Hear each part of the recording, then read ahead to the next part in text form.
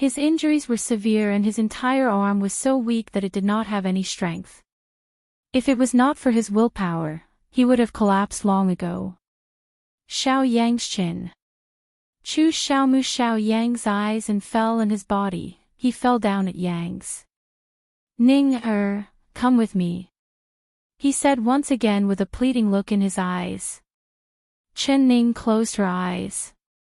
She took a deep breath and revealed an indifferent expression. It's too late, too late. I will never leave with you. Chapter 807. Third Brother. A white-clothed figure flew over like lightning and caught Chu Xiaoyang falling from the sky. It was Chu Xiaobai. He kept telling himself not to send her off because he was afraid he wouldn't be able to bear seeing her leave. But as time slowly passed, he couldn't help chasing after her. He followed the group and watched her carriage from afar. He just wanted to watch her from afar and silently send her off. He didn't need her to know and he didn't want anyone else to know. He had seen everything that had just happened, but he did not show himself because he did not know what to do. Should he help his third brother persuade her to stay, or should he persuade his third brother to let her leave without any worries?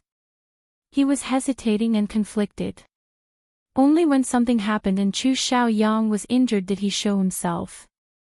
Chu Xiaobai quickly tore off his clothes and helped Chu Xiaoyang wrap up the wound on his arm. Seeing the bloody wound that was so deep that he could see the white bone, he couldn't help crying. His third brother's injury was this heavy. How much pain did he have to be in? But his heart should be in more pain than his arm. Others could see the wound on his arm, but what about the wound on his heart? Who could see it? Who could help him wrap it up and stop the bleeding? Chu Xiaobai looked up with tears in his eyes, looking at her standing beside Na Mu Kyo in a bright red wedding dress. She was so dazzling and bright, just like the most beautiful flower in the world. Anyone who saw her would want to pick her up and make her their own. He suddenly understood his third brother. He understood why he would do all these crazy things for her. He wanted her so badly, he wanted to keep her for himself. But he used the wrong method. His methods pushed her further and further away until she couldn't reach him. He was the one who forced her to leave and forced her to marry in a foreign country. Chu Xiaobai looked down at the fainted Chu Xiaoyang. His heart ached for him, but he couldn't help blaming him. Ah Ning, let's continue on our way. Na Mu Kyo helped Shen Ning back into the carriage and then waved his hand, giving the order, let's go. The vast group swept up a cloud of dust. When the dust settled, Chen Ning's carriage had already turned into a small black dot, finally disappearing from sight. Chu Xiaobai watched her leave in a daze. She did not turn back or look at him. She left. She left just like this, not coming back at all. His heart was empty, like it had already left with her. After an unknown amount of time, even the shadow of the carriages could no longer be seen. Chu Xiaobai slowly looked away and blinked his incomparably sore eyes. The tears in his eyes had already been blown away by the wind. He looked down and was shocked to find that in the corner of Chu Xiaoyang's eyes, there were two silently flowing tears. Chu Xiaobai's body heavily trembled. Chu Xiaobai was crying. This to him. But he pretended to be unconscious because he didn't want to see her leave with his own eyes, right? Chu Xiaobai's heart tightened. He never thought that his third brother would be this emotional. Even if he used the wrong method, his feelings were sincere and deep, he would not regret it even in death. But he pretended to be unconscious because he didn't want to see her leave, right? Perhaps this was fate making a fool out of people. The changes of the world were all due to the hands of the heavens. They were just mortals, powerless to resist. Chapter 808. The sky gradually darkened and the East Qin envoys were already over 100 miles away from the capital. They found a place with green mountains and soft water to set up camp. They set up several dozen tents on the grass, and the most beautiful one naturally belonged to Na Mu Kyo and the Crown Princess Chen Ning. Although the two of them were not officially married, they had already decided on their status. So everyone naturally thought that the two of them would live together. When Naomukyo saw his clothes being moved into the tent by the servants and not thrown out, his heart couldn't help wildly beating. His chest was filled with joy. This was her tacit approval. Naomukyo excitedly opened his lips, revealing his white teeth. He couldn't stop smiling. He stood outside the tent and opened his throat, happily singing a song. That low and intoxicating song drifted through the night, making everyone who heard it couldn't help revealing a smile. They all knew that the Crown Prince was known as the Nightingale of the Prairie. His song was even more beautiful than the nightingale and the heavenly bellbird combined, but the Crown Prince never sang it. Even if he sang, he would only do it in a place where there was no one around, singing a sad song in a low voice. But today, he was singing an emotional love song. He sang very emotionally, as if he was narrating his feelings. Her eyes were so bright and beautiful, even clearer than the water in the sacred lake on the snowy mountain. Her figure was so graceful, like a snow lotus that could walk. Although this was a love song that everyone in East Chin had heard before, when Naomukyo sang it, it was especially moving. Everyone knew that the Crown Prince was confessing his feelings to the future Crown Princess. But when they heard this moving song, they couldn't help flying away. They thought of the cute smiling face of their lover, as if it was right in front of them. Naomukyo finished singing the love song, but he still couldn't suppress the excitement and joy in his heart. He jumped into the clear river to take a bath and put on new clothes, cleaning himself up to see her. This was the most important day for him and her. He did not want the sweat on his body to stink her. Your Highness. Naomukyo opened the curtain and walked in with large steps. The maids in the tent all bowed to him. But he turned a blind eye to them. When he came in, his eyes stared at Chin Ning, who was sitting in front of the dressing table with her back to him. All of you, leave. He waved his hand, and the maids immediately retreated without making a sound. There was only him and her left in the large tent. There were no other eyesores and it became very quiet. Naomukyo could hear his heart beating fast. Ah Ning! He called out. His voice was slightly trembling because he was very excited. Naomukyo, I've been waiting for you. Naomukyo, I've been waiting for you. More than a dozen bright candles were lit in the tent, and the candlelight shone on her jade-like face. Her eyebrows and eyes were clear, and she was smiling. Naomukyo was stunned, he almost couldn't believe his ears. Naomukyo was stunned. He suddenly felt very regretful. If he had known that she was waiting for him, he would have directly come in. Why did he have to take a bath and waste so much time? That's right, I'll wait for you to come in and personally say goodbye to you. Naomukyo, I'm leaving. Chapter 809. You want to leave? Why? The smile on his face disappeared and it was replaced with a taut face and dark eyes. It was like the calm before the storm. Only now did he notice that she had already taken off the bright red crown princess gown and the dazzling jewel-studded head ornament. Her dark hair that was like a waterfall was casually tied up and she was wearing a simple white dress. The style was the most common West Chu style with a single glance. There was not a single bright color on her body, but it was like a lotus that was naturally carved. Compared to her gorgeous dress, it was even more ethereal. This is what we agreed on a long time ago, isn't it? Chen Ning revealed a smile. Her smile was bright and lively, just like a flower blooming in the night. Her eyes were bright, as if all the stars in the sky were in her eyes. Naomukyo tightly gritted his teeth. That's right, agreement. The agreement he made with her. He promised her that if she lost in the steel reading competition, he would agree to one of her conditions. Therefore, this was the condition that she had proposed. All of this was just a play for everyone in the West Chu country to see. He was just an actor playing along with her, but he was too deep in the play. He was so deep that he couldn't pull himself out, and he didn't want to pull himself out. Namu-kyo, thank you for sincerely helping me. Namu-kyo, thank you for helping me so sincerely, you've done too well. You allowed me to divorce Chu Xiaoyang in front of everyone, you allowed me to feel proud in front of everyone, and you even exempted our West Chu from paying a year's tribute without any hesitation. I thank you on behalf of the West Chu citizens. If you need my help in the future, as long as you say it, Chen Ning will definitely go through fire and water for you. However, I have to leave now because he is waiting for me. If I don't leave, he might really think that I left with you. Chen Ning picked up the bag she had already prepared and placed it on her back. She revealed a faint smile to Namu-kyo and waved her hand. Ah, Kyo, goodbye.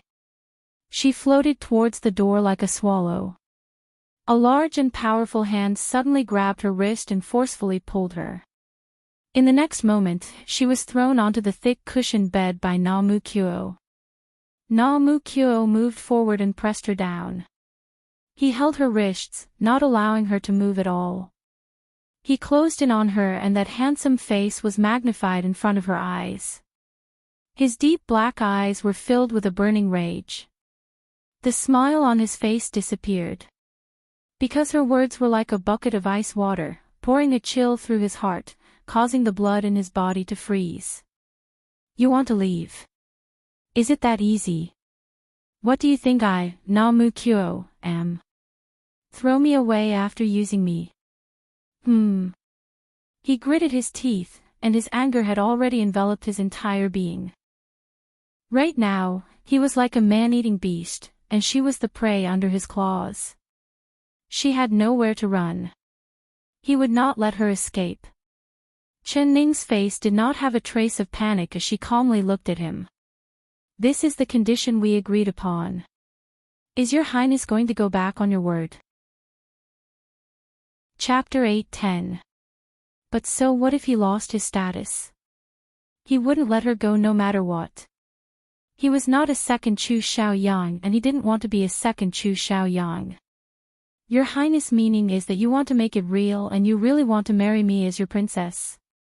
Chen Ning blinked her eyes. Now everyone knows that the woman this prince wants to marry is you, and this news will quickly spread to East Qin and reach my royal father's ears. If this prince goes to West Chu and doesn't receive the tribute and the beauty runs away, I'll return empty-handed. How do you want me to explain this to my royal father? Ah, Ning, I'm not forcing you to stay, but think for me. I'm doing my best to help you. Is this how you repay me? Namu-kyo took in a breath, and the anger in his chest calmed down a bit. He looked down at her and waited for her reply. Chen Ning bit her lips and said in a soft voice, "Of course I've thought for you. Namu-kyo, I've already thought of everything you've thought of. I won't make it hard for you. You can exempt the West Chu citizens from a year's tribute, so I've already prepared a gift for you." She looked at the bundle beside her with her lips and said, "Let me go and I'll show it to you. I think you'll like this gift." "I don't want any gifts, I just want you. You are the best gift. Ah, Ning, marry me. I'll treat you well, I won't lock you up like that bastard Chu Xiaoyang." His words came to an abrupt halt as he saw the corner of her lips curl up into a sarcastic smile, causing his face to instantly turn red. Her eyes seemed to be saying, "Aren't you like Chu Xiaoyang? Then what difference is there between your current actions and his?" Namu-kyo was embarrassed and angry. He quickly stood up and pulled her up, letting her sit on the soft cushion as he said, "Is this fine now? Let's have a good talk and I definitely won't make a move against you again." Chen Ning smiled. She knew that Namu-kyo was different from Chu Xiaoyang. He was very direct and impatient, but he had a naivety and straightforwardness that Chu Xiaoyang lacked. That was why she dared to take the risk. "Ah, Kyo, do you really not want to see the gift I've prepared for you? You can decide after you see this gift. Do you want the gift, or do you want me? If you're determined to make me your princess, alright, then I'll go with you without any hesitation. Namu-kyo's eyes lit up and he immediately said, I want you, not the gift, I don't need to choose. You should look at the gift first before making your decision, alright? Chen-ning smiled as she opened her bag. She took out a small booklet and placed it in Namu-kyo's hands. Namu-kyo flipped open the booklet without much interest. It was filled with pictures and the booklet was very thin, only 5 or 6 pages. What? What you drew? Did you draw? As soon as he saw the picture at the top, he stopped breathing, his eyes widened, and the words that came out of his mouth came to an abrupt halt. He didn't speak anymore. His eyes scanned the book greedily, not missing a single detail. After finishing one page, he quickly flipped to the next, page after page. He looked very carefully, and his breathing became heavy. It was obvious that he was very excited. Chapter 8:11. She knew that this gift would definitely move his heart. There's nothing else. Why is there nothing else? Ah Ning, where are the other blueprints? I want to see them, quickly give them to me. Namu-kyo flipped to the last one and revealed a look of disappointment. He looked up and anxiously looked at Chen-ning with an excited expression. Of course there are other blueprints, but I can't show them to you right now. Ah Kyo, this is the gift I want to give you. If you choose me, then I'll take back this gift. Of course, if you like this gift, I'll draw out the rest of the blueprints in detail and give it to you. She looked at him with a smile and slightly narrowed eyes. Namu-kyo angrily stared at her and said through gritted teeth, Ah Ning, you are a sly fox. Doing this, it's not honest. Chen-ning revealed a blushing smile, yes, you're right. However, this gift I'm giving you, it should be enough to pay a year of West Chu's tribute, right?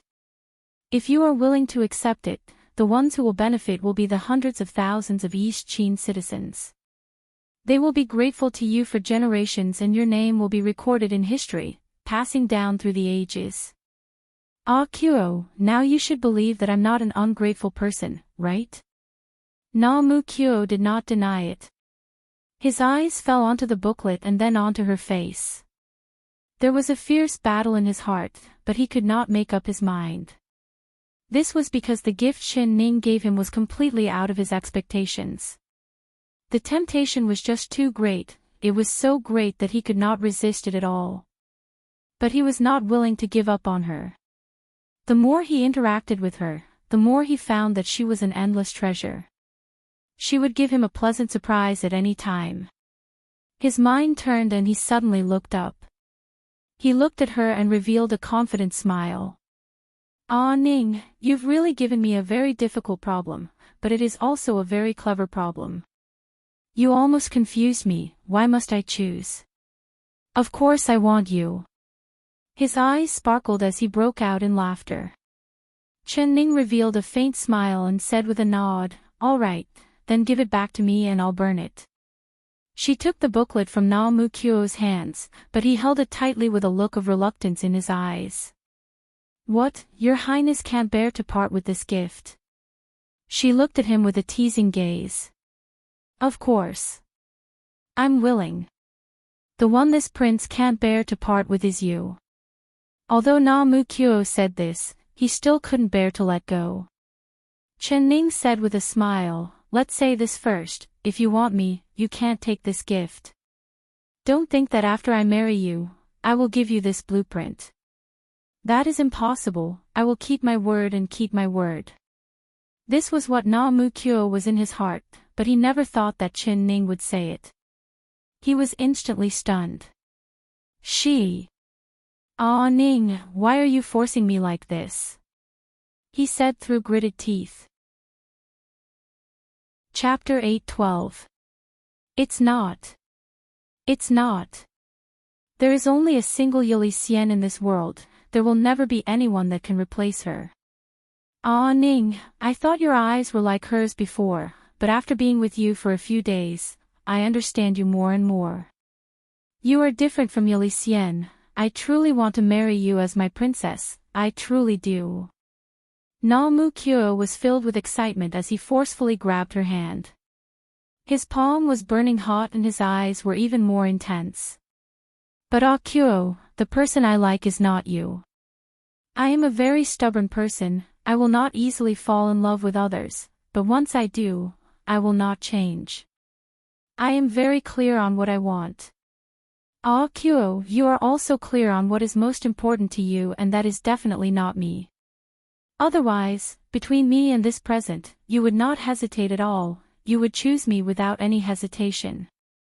For you to be tempted by this present, it means that in your heart, the citizens are more important than your personal feelings. Kyo, you will definitely become a wise and godly emperor in the future. The East Chin citizens will be happy to have an emperor like you. Chen Ning's voice was very calm, but her eyes were filled with determination. Namu-kyo looked at her for a while before slowly letting go of her hand. He nodded. You are the person that understands me the most in this world. Ning, you're right. Compared to you, it is much more important in my heart.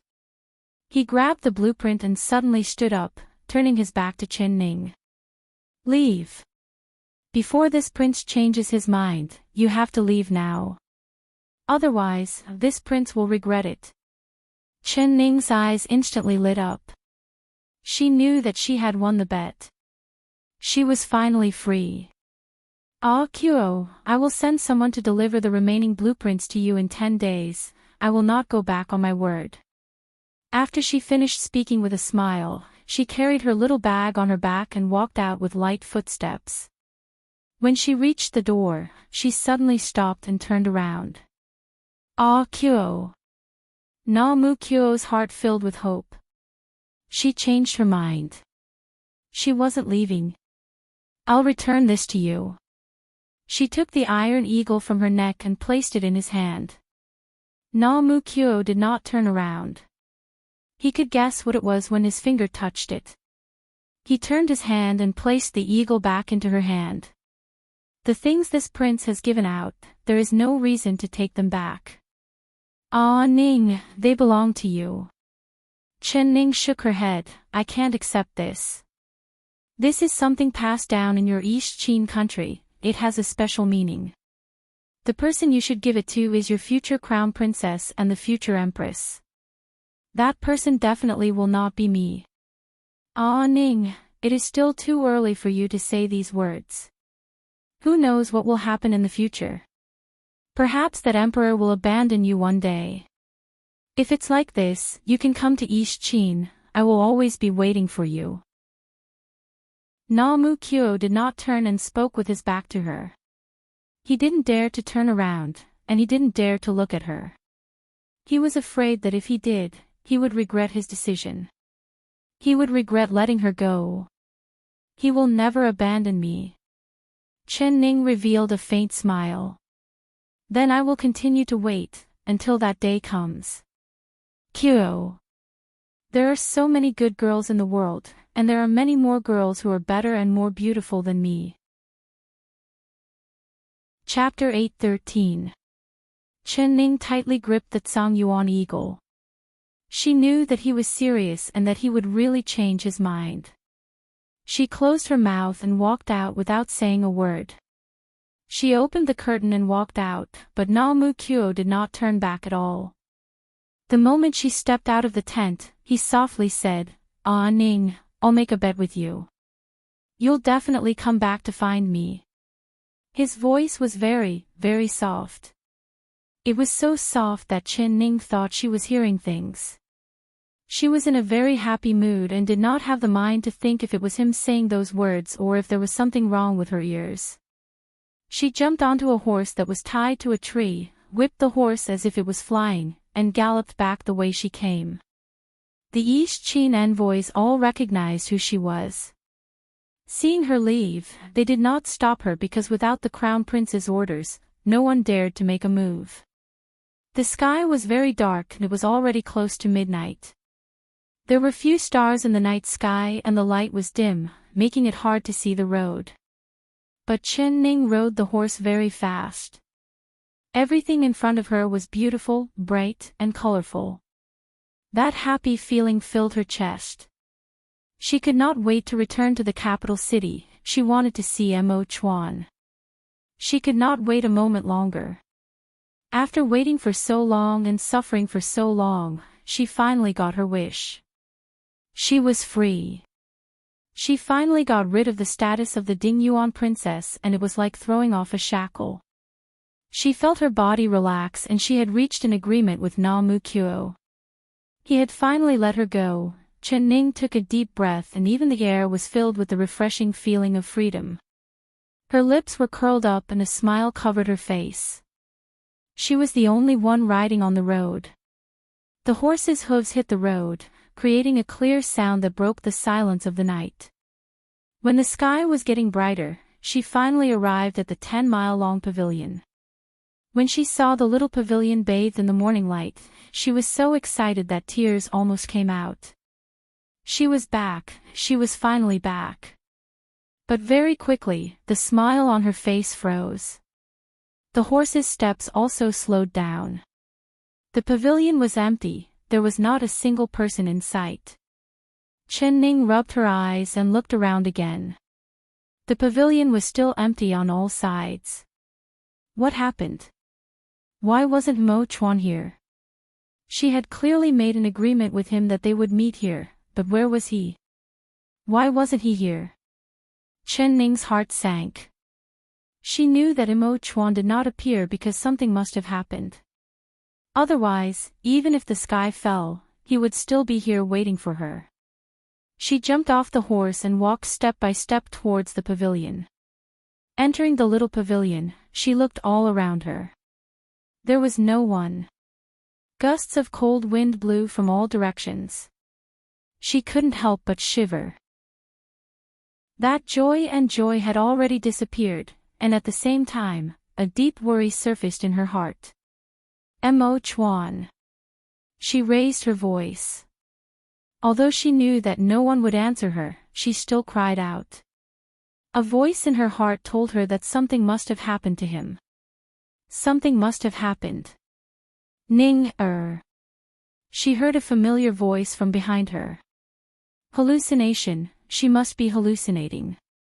Mo Ning's Mo Chuan Chin came, Ning Mo. Ling. However, tears suddenly gushed out of her eyes. Chapter 8:14. It didn't seem like an illusion, it seemed like it was real. Chen Ning slowly turned around and she saw Mo Chuan with a single glance. He was standing not far behind her. His figure was tall and straight, with jet black eyebrows and clear eyes. There was a faint misty aura around his body and she saw him open his arms to her. She jumped into his embrace.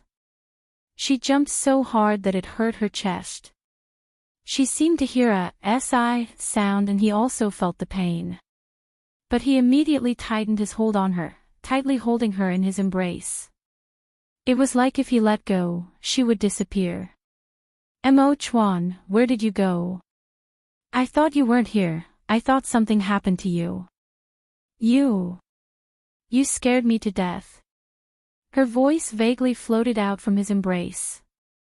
Mo Chuan's heart was filled with excitement, but hearing her words, he wanted to laugh and feel touched.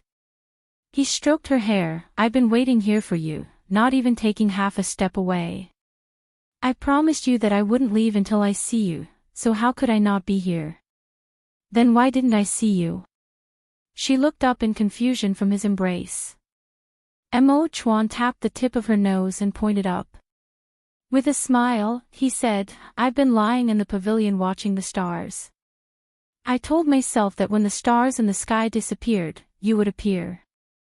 Then, you really did appear. She bit her lips and wanted to laugh. Nonsense, I don't believe you didn't see me. Even if you didn't see me, you should have heard the sound of horse hooves. I heard it, but I didn't dare believe it was you.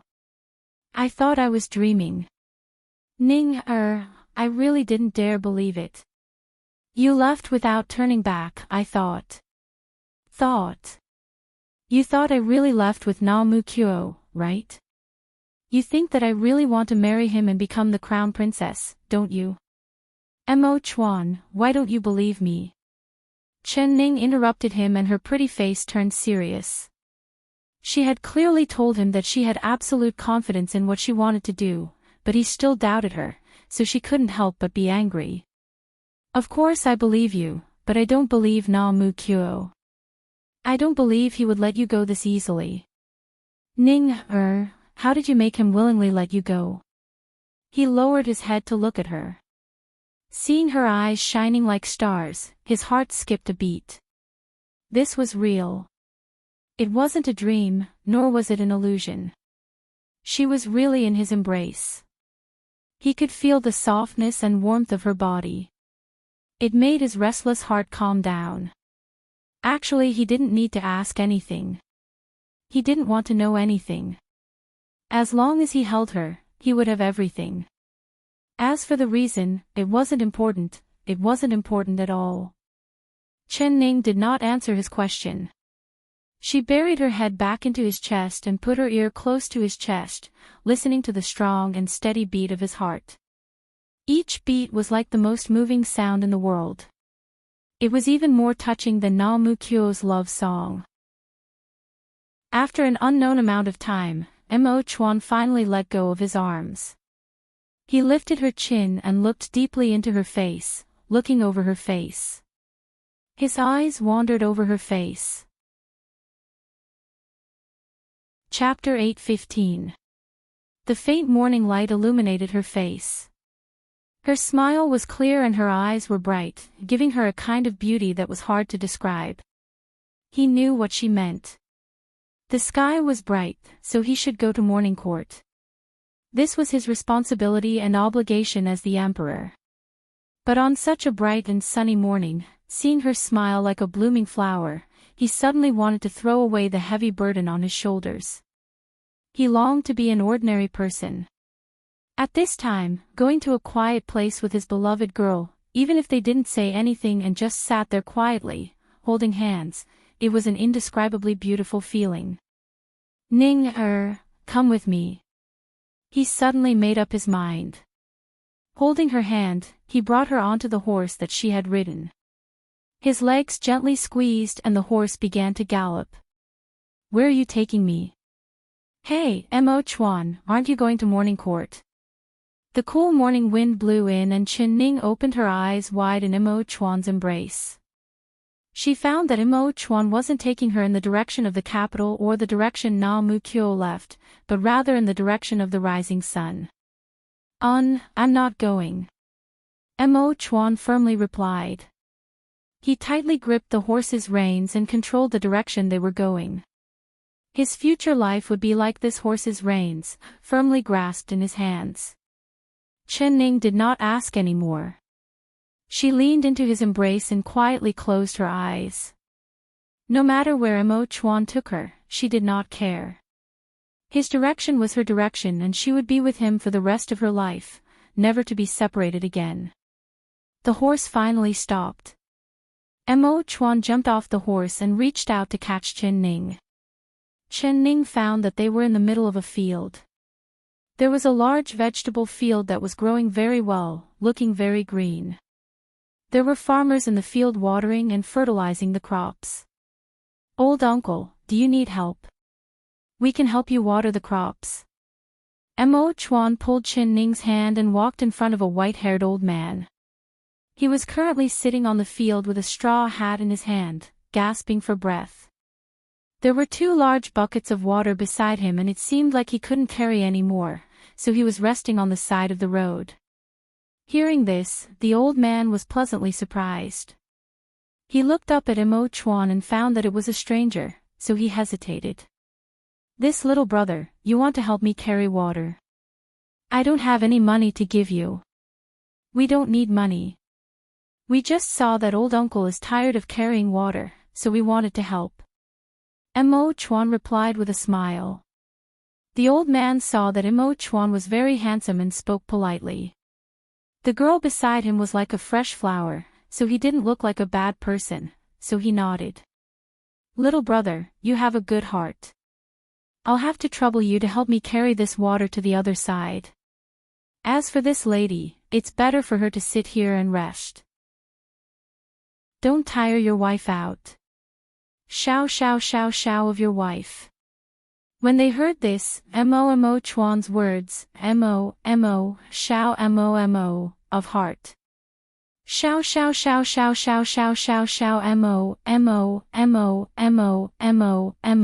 mo. After he finished watering the 2 buckets of water, he went to carry 2 more buckets until he had watered the entire field of the old man's house. Only then did he carry the empty buckets back to the old man's side. His face was not red, and he was not out of breath. Chapter 8:16. The old man nodded and his wrinkled face was filled with a smile. We have to thank the current emperor, allowing our citizens to live better and better lives. However, we still have to thank a person this year.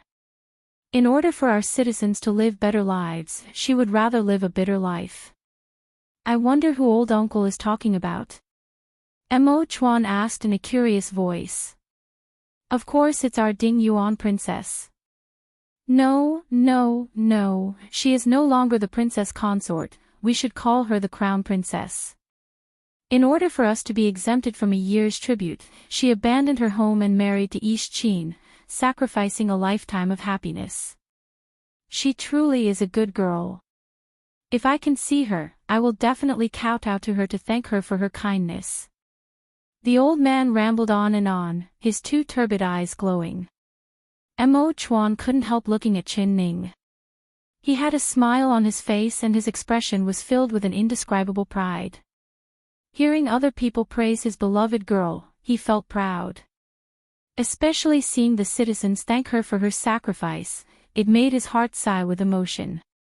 When she first suggested this to him, he rejected her without even thinking because he couldn't bear for her to take the risk.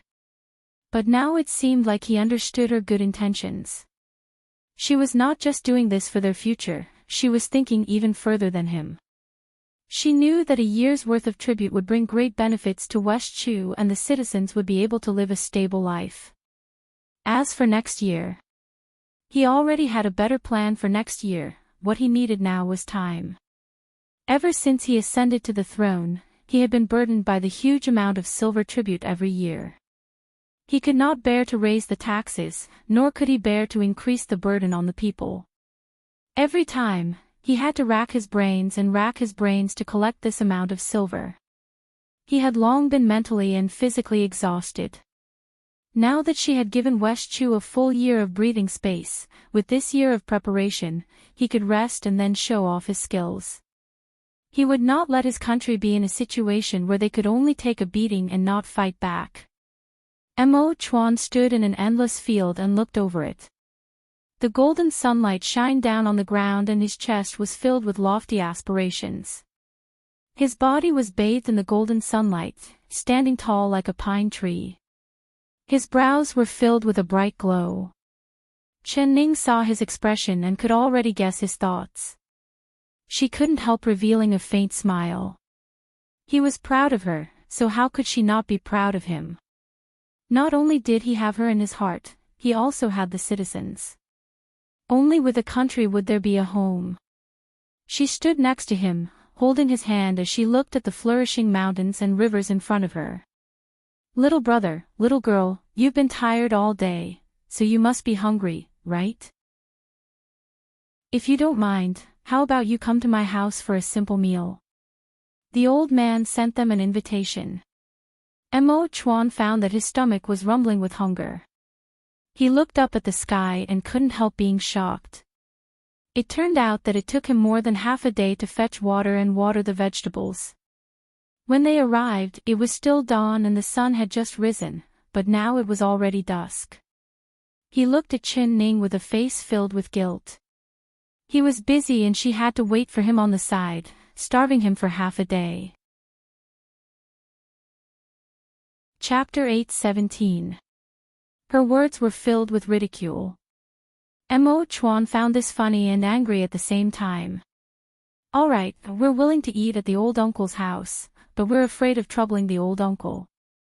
Chen Ning smiled at the old man and happily agreed. No trouble, no trouble. If the two of you are willing to come to my hut, then you are guests that we can't ask for. The old man picked up the 2 buckets with a smile. Stepping on the afterglow of the setting sun, he leisurely walked back to his home.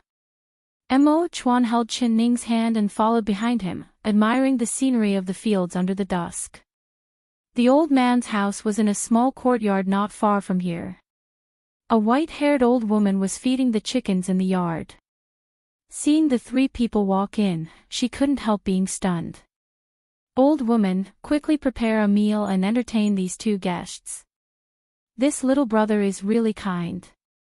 Seeing that I can't carry water, he took the initiative to help me carry it and even watered all the crops. He has been busy since morning and hasn't even had time to eat. When the old woman heard this, she thanked Mo Chuan and Chen Ning. Then she went into the kitchen and began to cook. The old man led the 2 of them into the room and said with a smile, "Little brother and little miss, there is no need to be so restrained. My house is very simple, but the room is still very clean. If the 2 of you are not in a rush, you can stay here for the night." Hearing this, Mo Chuan's heart couldn't help skipping a beat. He looked at Chen Ning, wanting to see what she thought. Chen Ning said with a smile, "Many thanks, old uncle. Then I'll stay in the same room with the old woman tonight. My brother and old uncle can stay in the same room." When she said the words, "my brother," her voice was very gentle. She looked over at Mo Chuan and her eyes moved, making Mo Chuan's heart beat faster. The old man shook his head with a smile and said, Little miss, I don't think you 2 are brother and sister. Please allow me to ask, are you 2 lovers who eloped?" When Mo Chuan and Chen Ning heard this, their faces turned red. The old man gave a laugh and looked at the 2 of them with a very kind gaze. "Little brother and little miss, there is no need to be shy. Back then, my family's old woman and I were also young. In the past, her father thought that my family was poor and didn't want her to marry me, so she secretly ran away with me. After several decades, I became old and her hair turned white. She lived with me for several decades and ate simple food for several decades, but we were still very happy. Why did you elope? Little brother, you don't seem like you come from a poor family. This little flower-like little girl, why did your father and mother dislike her?" He saw that Mo Chuan and Chen Ning were both very beautiful, but their speech was different from the country people like them. Although Chen Ning was wearing a normal girl's clothes, her skin was as white as tofu, so she was definitely rich. Mo Chuan was also very handsome, so no matter how he looked at them, they were a match made in heaven. Mo Chuan had a very good impression of them, so he thought. He wanted them to say. Mo Chuan and Chen Ning smiled, thinking that they couldn't tell the story between them to this old man. Chapter 8:18. The old man smiled as he left the room, even closing the door for the 2 of them. There were only the 2 of them left in the room. They looked at each other and couldn't help laughing. This old uncle's eyes are like a torch, seeing that we are not husband and wife with a single glance. I am very curious, why did he say that we are lovers and not husband and wife? Mo Chuan asked in a puzzled voice. He did not expect her to answer, but he had a question in his heart, so he casually asked it. Chen Ning said with a smile, "This old man is old and has a lot of experience, of course he can see that husband and wife and lovers are different." "What's the difference?" "Ning, do you know? Why don't you tell me?" Her cheeks turned slightly red and she revealed a shy look as she stared at him. "I don't know either." Actually, she naturally knew. There was naturally a different meaning between lovers and husband and wife. Because they hadn't tied the knot yet, they were extremely affectionate, and every gaze they looked at each other was filled with affection. Although they were extremely attached to each other, they carried a complicated state of mind that was filled with worry and joy for the future. It could only be understood and could not be explained. So, she could feel it, but she could not explain it to Emo Chuan. Ning, can you guess why I brought you here? Emo Chuan took a step forward and held her hand, looking at her as he spoke. She said with a smile, let me guess. You must have eaten too much of the royal palace's fish and meat, so you want to eat the common people's porridge and plain rice, right? She was in a good mood, so she couldn't help joking with him. You little girl, you actually dare to make fun of this one. Aren't you afraid of this one cutting off your head? Emo Chuan found it funny in his stomach, but he pretended to be angry on his face. He put on a serious face and reached out to grab her. I don't dare make fun of the Emperor. Sir Emperor, please forgive me, I won't dare do it again. She laughed and crawled under his arm. You can avoid death, but you can't escape punishment. This one wants to spank your butt. As soon as he reached back, he had already wrapped his arms around her slender waist.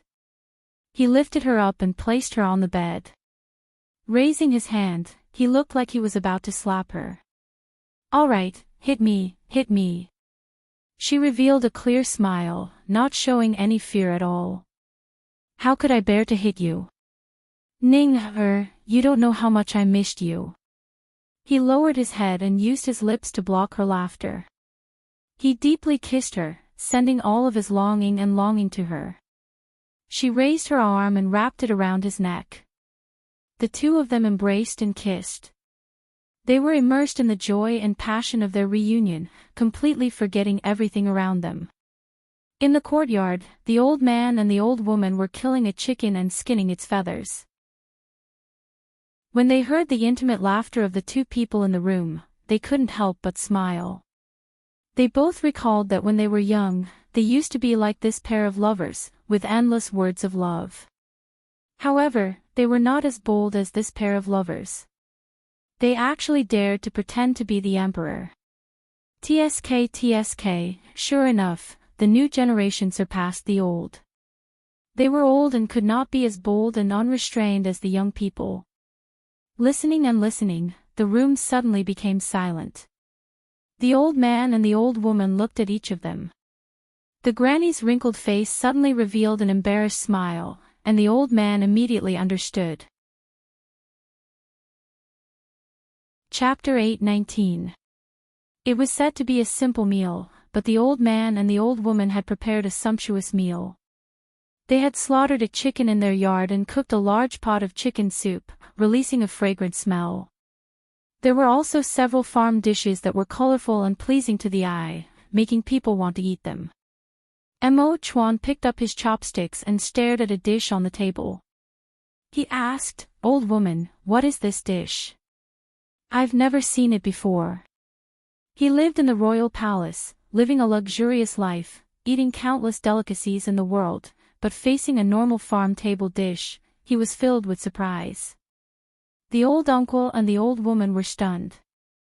When they were about to reply, Chen Ning had already said, "You don't recognize this dish. This dish has a very nice sounding name." "What nice sounding name?" Emo Chuan turned to look at her. She replied in a serious voice, "This dish is called golden laid white jade plate, red-beaked green parrot brother." Emo Chuan repeated, "Golden laid white jade plate, red-beaked green parrot brother." This name was indeed special and pleasant to listen to. Moreover, it looked more and more like this dish. The white jade plate thing had a golden glow on the four sides and a snow-white center. Wasn't this the golden laid white jade plate? As for the red-beaked green parrot brother, it was a vegetable. With its red roots and emerald green leaves, it really did look like a green parrot with a red beak. Good name, good name. I think the taste shouldn't be wrong. Emo Chuan praised. The old woman gave an "I-O" sound and began to laugh. "What white jade plate, green parrot brother, this little miss is truly interesting. This dish is the most normal one, it's spinach tofu. Could it be you two have never eaten it before?" She looked at Emo Chuan in a strange manner. Spinach tofu. Mo Chuan's face turned red to his ears and he glared at Chen Ning. She was becoming more and more daring. She was actually playing tricks on him, making him look like a fool in front of these two old men. Let's see how he will take care of her. Chen Ning laughed until she rubbed her stomach, not being able to stand up straight. She had once read such a joke in a book. It was about an emperor who was traveling incognito. Halfway through the journey, he was caught in the rain and stayed at a farmer's house. He had a simple meal, and on the table was this spinach roasted tofu dish. The emperor didn't know what it was, but he thought it was delicious. When he asked the farmer for the name of the dish, the farmer made up a name: gold inlaid with white jade, red-beaked green parrot. Later, when the emperor returned to the palace, he couldn't forget about this dish. He ordered the imperial chefs to make the same dish. The imperial chefs had never heard of a white jade plate or a green parrot. They were so anxious that their hair turned white. Later, after much difficulty, they found out that the dish came from a farmer. They invited the farmer into the palace to make this dish. The emperor saw that the dish was exactly the same as the one he had eaten before and was extremely happy. However, after taking a bite, he revealed a look of disappointment and refused to take a second bite. Because the taste of this dish was ordinary, he didn't know that he was hungry at that time, so he took this simple peasant dish as the most delicious delicacy in the world. Chen Ning had thought that this was just a joke, but she never thought that this kind of thing would actually happen in front of her. Thinking of Mo Chuan's believing expression, she laughed until her stomach hurt. Chapter 820. Chen Ning felt the pain and let out an "I-O" sound. She raised her hand, but she didn't notice that the old woman was bringing a bowl of chicken soup in front of her. When she raised her hand, the old woman couldn't hold the bowl properly and the soup spilled out, splashing onto her dress. I'm sorry. It's all this old woman's clumsy hands that dirted little Miss clothes. I'll help you clean it up." The old woman quickly apologized and then took a handkerchief to wipe it on her dress. "It's fine, old woman, it's fine. It's just a bit of soup, it's fine." Chen Ning stopped her with a smile. The old woman still had an apologetic look on her face as her hands continued to work. She inadvertently raised her elbow and knocked over the bowl of soup in the old man's hand. The soup spilled onto Mo Chuan's clothes, instantly soaking them. "You old woman, why are you always so careless? You've dirted the clothes of these two guests." The old man revealed a serious expression. The old woman had a look of panic as she pulled Chen Ning's hand and said, "Little miss, don't blame this old woman. How about this? I still have some clothes I wore when I was young. If you don't mind, how about I bring you to change into them?" Chen Ning said with a smile, "Old woman, it's really fine." The old woman was very persistent. She pulled Chen Ning's hand to the room on the side, but after taking 2 steps, she turned around. "Old man, what are you sitting there in a daze for? Quickly take out the clothes you wore when you were young and help this little brother change into them." The old man nodded and then apologized to Mo Chuan. Mo Chuan didn't want to change clothes, but he loved cleanliness. Wearing these wet and greasy clothes made him feel very uncomfortable, so he followed the old man into another room. The old man rummaged through the suitcase and finally took out a piece of clothing for Mo Chuan. "Little brother, you can wear this. The other clothes have been eaten by insects, only this one is still intact." When Mo Chuan saw this, he didn't know whether to laugh or cry. This was actually a large red robe. The style was simple and it looked like it had been worn for decades, but the color was still as bright as new. He had never worn such a bright color before, so he hesitated for a moment. As the emperor, he most often wore bright yellow robes, but he had a deep and introverted personality, so he usually liked black and dark colors. Suddenly wearing a red robe at this time, he found it hard to accept. "Little brother, do you dislike my old and dirty clothes and don't want to wear them?" The old man saw that he wasn't changing, so he revealed a look of displeasure. Of course not. Mo Chuan thought that Ning would laugh at him after he put it on, since he was already used to being teased by her. He took off his dirty robe and changed into the bright red robe. Although it was a little short, it fit him well. The bright red color made him look even more handsome and outstanding. Little brother, you look much more handsome in this dress than when I wore it back then. The old man sighed and led Mo Chuan out of the room. Who would have thought that Chin Ning would also be walking out of the room at this time? She and Mo Chuan looked up and saw that the other person had changed clothes. They were both stunned and their faces turned red at the same time. This was because Chin Ning was also wearing a bright red dress, but the hem and sleeves of the dress were embroidered with delicate patterns, making it look like a wedding dress. Chapter 8:21. Similar, very similar. Old woman, this seems to be the red wedding dress you wore to marry me in the past, right? That's right, you're giving this little brother the same wedding robe you wore to the wedding ceremony, right? The old man and the old woman laughed together, making Mo Chuan and Chin Ning feel both happy and shy. Little brother and little wife, you two eloped, but you haven't married yet, right? If you want to live together, it's best if you do it first. There's chicken and wine here, as well as 2 red candles. There's no time like the present, you can just do it here. Once you're married and have a child, the little wife will bring the child back to her parents' home. Even if her parents aren't willing, they will still agree to your marriage. What do you say, all right? The old woman enthusiastically held Chin Ning's hand, smiling so much that she couldn't close her mouth. Chin Ning's face was as red as a peach blossom in March. Her eyes sparkled as she smiled at Mo Chuan and said with a smile, all right. Mo Chuan's heart skipped a beat, almost jumping out of his chest. He stared at Chin Ning. Although he loved the red color on her face, he was still stunned by her boldness. What did she mean?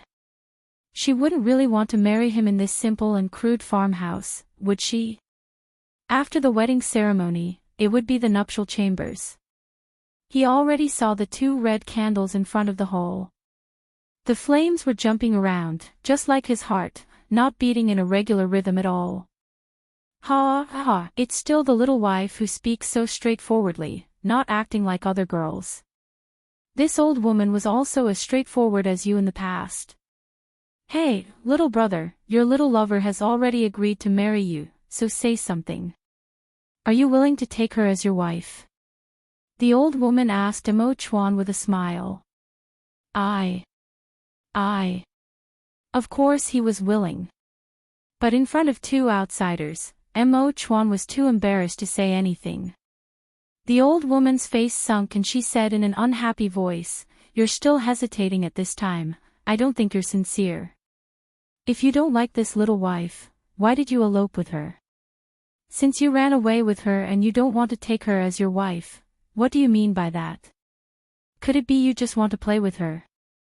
This old woman will be the first one to disagree. If you don't want to marry her, there are many good young men in our village. They are healthy, strong, and good at farming.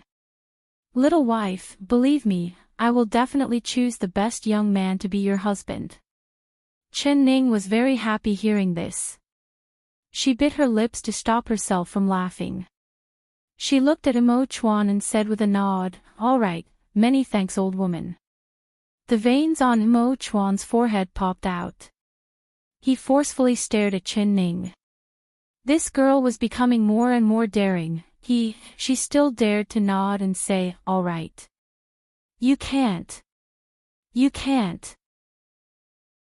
The grandma stood in front of Chin Ning and said to him with a pout, this kind of good girl, but you're not willing to marry her. Could it be that you won't allow others to marry her? Of Mo, I'm Chin. Chin to be the same, little wife. Young.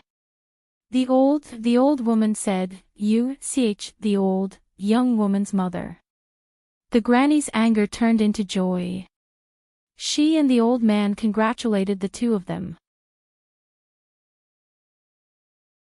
Chapter 8:22. Chen Ning raised her brows. If I don't marry you, then I will regret it.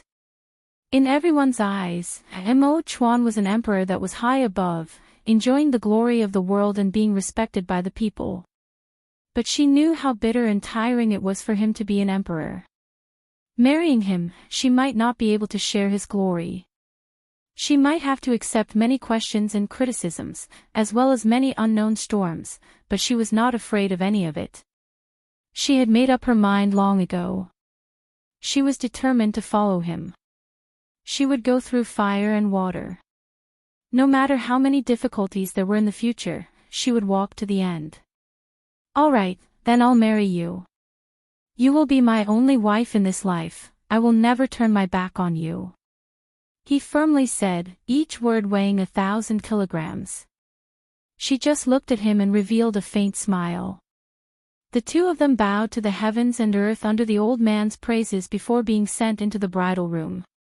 Because it was done in a hurry, there was a piece of red paper on the east and a piece of red cloth on the west, making it look a bit messy. Although it was messy, it added quite a bit of a happy atmosphere. Especially when they saw the bright red bedding on the simple wooden bed, the two of them couldn't help but blush, and their hearts beat faster. The old man and the grandma brought a pair of burning candles into the room and placed them on the table in front of the bed, bringing over several dishes and wine. Today is a joyous day for the two of you. This bedding is the one we used when we got married and it has already been washed clean. Please don't mind it, there is wine and food here. After the two of you eat, you should rest. A moment of spring is worth 1,000 gold, so us two old men and old women won't disturb you too. After the two of them said this with smiles, they left the room and closed the door for the two of them. They felt like they had made a good couple, so their hearts were filled with joy. They returned to the room to talk, recalling the scene of their marriage. The room was filled with red candles. Mo Chuan and Chen Ning were both wearing bright red wedding clothes, sitting across from each other at the table. The candlelight flickered and reflected a red glow on their faces. Mo Chuan's heart was beating fast and his palms were covered in sweat. His back was straight, not moving at all like a pine tree. Although he still had an expressionless face, Chen Ning could see from the subtle expressions on his face that he was as nervous as a taut bough. He did not even dare look at Chen Ning. Since the old couple left the room, his eyes had been staring at the old wooden table. It was like a flower had bloomed on the table, or like the person sitting in front of him was not his beloved girl, but rather a man-eating tiger. Chen Ning held her chin in her hand and looked at him without blinking. The more she looked, the more she wanted to laugh. This Mo Chuan, how could he be this cute? She suppressed a smile and stood up to pour 2 cups of wine. She gave one of the cups to Mo Chuan and said with a smile, Mo Chuan, how about we drink wine? When she stood up, Mo Chuan's eyes looked up and stared at her. But when he heard the words, cross cups, his face, which was already red to his ears, turned even redder. His eyebrows twitched as he stared at her in disbelief. How did she even know about crossing cups of wine? Why is she not shy like a bride? She actually poured wine for him as if nothing had happened. Chapter 8:23. She indeed did not feel like there was anything to be shy about. Like the wedding ceremony and the wedding night, she had seen it countless times in the modern era. Moreover, this was her first time wearing an ancient wedding dress, so her heart was filled with excitement, like she was playing house. But the more natural she was, the more Mo Chuan was annoyed. He was so nervous that he didn't know what to do, but she acted like nothing had happened. How could she be this calm? He suddenly thought of something. This wasn't her first time going through the wedding ceremony. When she and Chu Xiaoyang were married, did they drink wine like this? No wonder she seemed like she knew everything. He was filled with jealousy for no reason. Did I say something wrong? If you don't like drinking wine, then don't drink it. There's no need to look at me with such a serious face. Chen Ning was feeling even more strange. Although Mo Chuan's face did not have any expression, she could see that he was angry. It was a sunny day filled with spring winds, but in the blink of an eye, it had turned into a dark cloud that turned into rain. Mo Chuan took a deep breath and controlled the jealousy in his chest. He tightly closed his lips, not daring to open his mouth. He was afraid that he wouldn't be able to stop himself from asking. All right, you don't need to be unhappy. I know that you don't want to marry me. What wedding ceremony, it was just a joke. Originally, it couldn't be taken seriously. She did not even finish before she saw him suddenly stand up. He grabbed her wrist and pushed her to the wall. His head was suddenly pressed down, his fiery eyes were so close to her, and his hot breath was directly on her face. Couldn't be taken seriously. Playing with you? What do you mean? You're not serious at all, are you? You're just joking with me, aren't you? His teeth were grinding and he looked like he was going to devour her. Although there were only 4 people present when they bowed to the heaven and earth, it was unknown just how serious and sincere he was. He treated this simple ceremony with such importance and seriousness, but she had casually said that he was playing with her. She didn't take it seriously at all. If he thought about what she had just said, she was just playing with him. He was a man, how could he accept this? Mo Chuan, when did I say I wasn't serious or that I was playing with you? Don't wrongly accuse me. Also, why are you so fierce to me? Is it because we bowed to the heaven and earth and you think I'm yours, so you can be fierce to me like this? She bit her lips and revealed an innocent expression.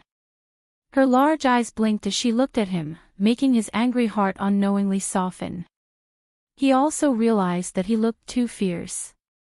He had never spoken to her so harshly before. But he was angered by her. Ning, I don't want to be fierce to you. I will never be fierce to you again. I won't. His tone softened as he let go of her hand and stroked her soft black hair.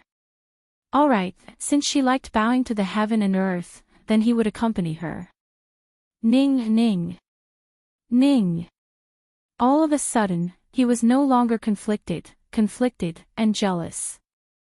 Shao, then let. He returned to the table and picked up the wineglasses. He gave one to her, put his arm around hers, raised the glass, and drained it. Chapter 8:24. Mo Chuan suddenly let go, no longer being tense and no longer being nervous. There really wasn't anything to be nervous about because he could see that she was still a child. She felt that bowing to the heaven and earth was very interesting and fun, so she pulled him into this game. But it was just a game and it wasn't real. When he thought about how his heart was about to jump out of his chest, he found it very funny.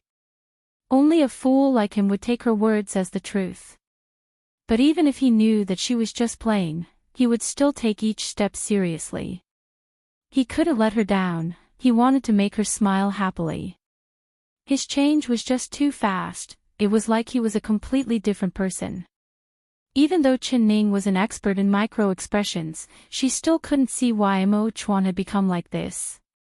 She raised her wine cup and was in deep thought when Mo Chuan suddenly said, "If you don't like drinking wine this way, then you can drink it in another way."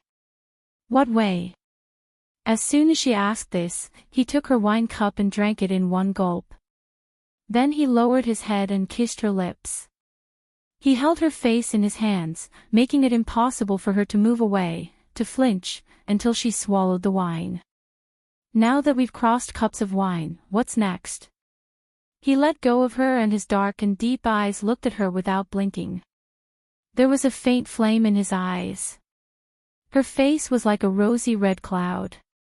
Although it was only a small cup of wine, it had already dyed her face red and made her heart intoxicated. This Mo Chuan, he always liked to use this kind of method. But she liked it. Next. Next. Of course it's the nuptial chambers. Her face was red as she deliberately said this. She wanted to see him embarrassed, nervous and shy. Nuptial chambers. All right.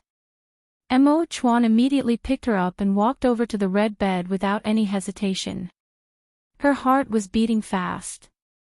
She never thought that he would be this bold and direct. Why wasn't his face red or shy at all? Could it be that men had all turned into wild beasts at this time?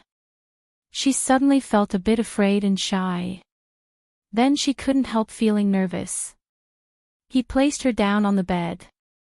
She suddenly knit her brows and softly cried out, "It hurts." There was something on her body that was hurting her back.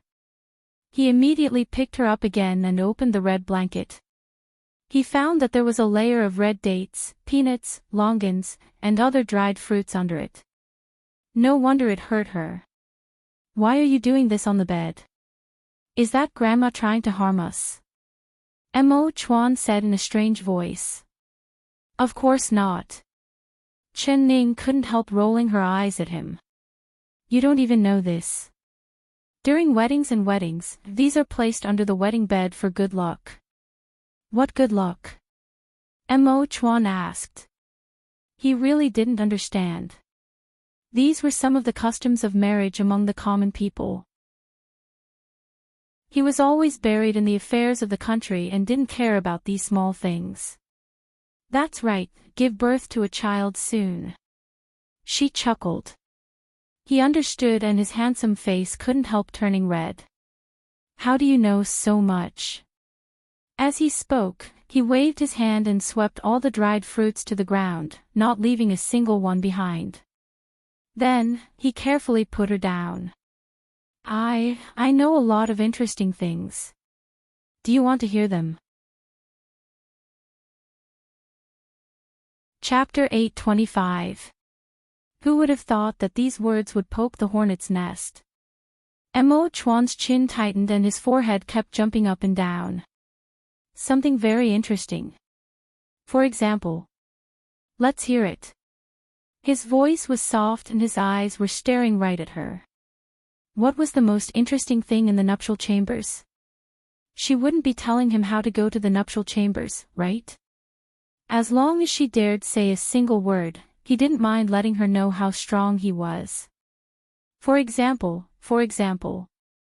She turned her eyes and tried to think of interesting stories she had read, but the more nervous she was, the more she couldn't think of anything. Especially when Mo Chuan was this close to her. Although his body wasn't pressing down on her, his eyes were dark and filled with flickering flames. Those flames seemed like they could start a prairie fire. As long as she gave him a small hint, it would instantly ignite a raging fire between the two of them. Her throat was dry and her body began to sweat. She wanted to avoid his aggressive gaze, but she couldn't bear to. She liked the way he looked at her. It was so deep and intense, it made her heart melt. She began to feel intoxicated and the wine she drank began to ferment in her body. It made her feel like she was lying in the clouds, making everything seem unreal. Mo Chuan, I. She looked at Mo Chuan who was leaning down. His arms were on both sides of her body and the candlelight cast his shadow on her. She could clearly see every minute expression on his face. His eyebrows were so dark and thick, his eyelashes long and dense, and his eyes were like bottomless pools of water. She swallowed all the words she wanted to say back into her stomach. What do you want to say, Un? He stared at her with dark eyes. Right now, she was extremely beautiful. She was lying on the bright red quilt, and the dazzling red made her skin as white as snow. Her eyes were intoxicated, and there were stars flickering within them. Her lips were captivating red, like a tempting fruit, tempting him. He really wanted to take a bite. Let's go to the nuptial chambers. She suddenly steeled her heart and closed her eyes, blurting out. She finally said it. If they continued to look at each other ambiguously, she felt that her heart was going to jump out. Since they were already married, she had already decided to give herself to him completely. Since it would happen sooner or later, it was better to let it happen sooner. Pooh! Mo Chuan couldn't hold it in and spat out. His arm went limp, and his entire body fell heavily on her, causing her chest to feel a dull pain. Mo Chuan, you're hurting me. She knit her brows. His pectoral muscles were so strong that she almost vomited blood under them. Mo Chuan forcefully took in a breath before standing up from her body. His face was already red to his ears and his voice was hoarse when he spoke. You know what the nuptial chambers are. He stared at her. This was simply a torturous seductress. Did she have to take the initiative? Did she really know? He didn't know what the nuptial chambers were. Of course I don't know. She flinched under his aggressive gaze. She knew. She wasn't a noble young lady from ancient times who was raised in a deep boudoir. Her pitiful knowledge of the boudoir came from her mother. Although she had no experience, she had read a lot of books. Chapter 8:26. But she did not dare say it out loud. This was because she suddenly thought of a book she had read before. A woman couldn't be too proactive or too direct at this time. She had to be shy and weak, and she had to be affectionate. Only like this would a man feel more pity for her. This is bad. Wasn't she being too passionate and proactive? No wonder Mo Chuan's expression was strange, changing between dark and clear. She blinked and suddenly realized. But she didn't know how to pretend to be shy and weak. What should she do? Hearing that she didn't know, Mo Chuan was finally satisfied. He was really afraid that she would say she knew. If she really knew, then he simply did not know what to do next. Since she didn't know, it was much easier. Then, let's go to the nuptial chambers now. Mo Chuan gave a low laugh. His handsome brows were tinged with a faint red, and his dark and deep eyes were like a deep pool that attracted her gaze, making her reluctant to blink. Close your eyes, he ordered. Her fiery gaze made his handsome face blush. His heart was about to jump out of his chest when she looked at him. If she continued to stare at him like this, he would not dare continue at all. Chen Ning's long eyelashes blinked and she obediently closed her eyes. Her heart was beating fast and it was filled with a faint expectation, as well as an inexplicable nervousness. Her palms were sweaty and her body was tense. Because she couldn't see with her eyes closed, her other senses were filled with inspiration. She felt that he was about to leave and couldn't help asking, "Where are you going?" Mo Chuan's voice was a bit hoarse, blowing out the candles. The two candles were just too bright. There were some things that he was too embarrassed to do under this kind of flickering light. You can't blow them out, these are the nuptial chambers candles. If they burn until the sun rises, it means that the couple will love each other until their hair turns white. If the nuptial chambers candles are extinguished, the couple won't be together forever. Her words were clear and logical, causing his body to stiffen. How did this girl know everything? He turned around and put down the curtain. The cloth curtain blocked the candlelight, and the light was dimmed a little. Mo Chuan took a deep breath. When his heart wasn't beating so fast, he finally dared look at her lying beside him. Her jet black hair was like ink as it was draped over the red pillow. Her eyes were closed and her cheeks were filled with intoxication, making his heart that had just calmed down once again ripple. He slowly laid down beside her until their heads were side by side. He pulled the blanket over both of them and leaned over to give her a light kiss on her lips. All right, let's go to sleep. His breath was filled with the sweet scent of her body. It seeped into his heart and made him involuntarily restless. It took a lot of effort for him to restrain himself from reaching out to hold her in his arms. His two arms were obediently stuck to the sides of his body, not moving at all. he didn't even touch a corner of her clothes. This was because he didn't dare to touch it. He was afraid that once he touched it, he would be confused about where he should touch and where he shouldn't. To be able to lie on the same bed with her, sharing the same pillow, and sleeping face to face, to him, was already a scene that he had never dreamed of. If there was anything else, he didn't even dare think about it. As long as he opened his eyes now, he would be able to see her face that was even more beautiful than a begonia flower in front of him. He was so close to her that he could even smell her breath. He would definitely wake up from his dreams tonight. Chapter 8:27. Mo Chuan closed his eyes in satisfaction. Chen Ning waited for a long, long time. She only received a gentle touch on her lips and then there was no more movement. Only when Mo Chuan's light breathing sounded out did she slowly open her eyes. Then she opened them wide in disbelief. He fell asleep. He actually fell asleep just like this. Didn't he just say he wanted to go to the bridal room with her? Could it be that the bridal room he was talking about was just sleeping? For a moment, Chen Ning didn't know if she should be angry or find this funny. She really wanted to wake him up and ask him for an explanation, but before her hand could touch his shoulder, she took it back. Seeing his calm sleeping face, she was actually reluctant to disturb him. But she couldn't fall asleep, so she propped her chin on her hand and stared at him with her hair draping over her shoulders. She had never seen him this close before. The more she looked, the more she felt that not only was he handsome, even his sleeping appearance was very handsome. His hair was very black and thick.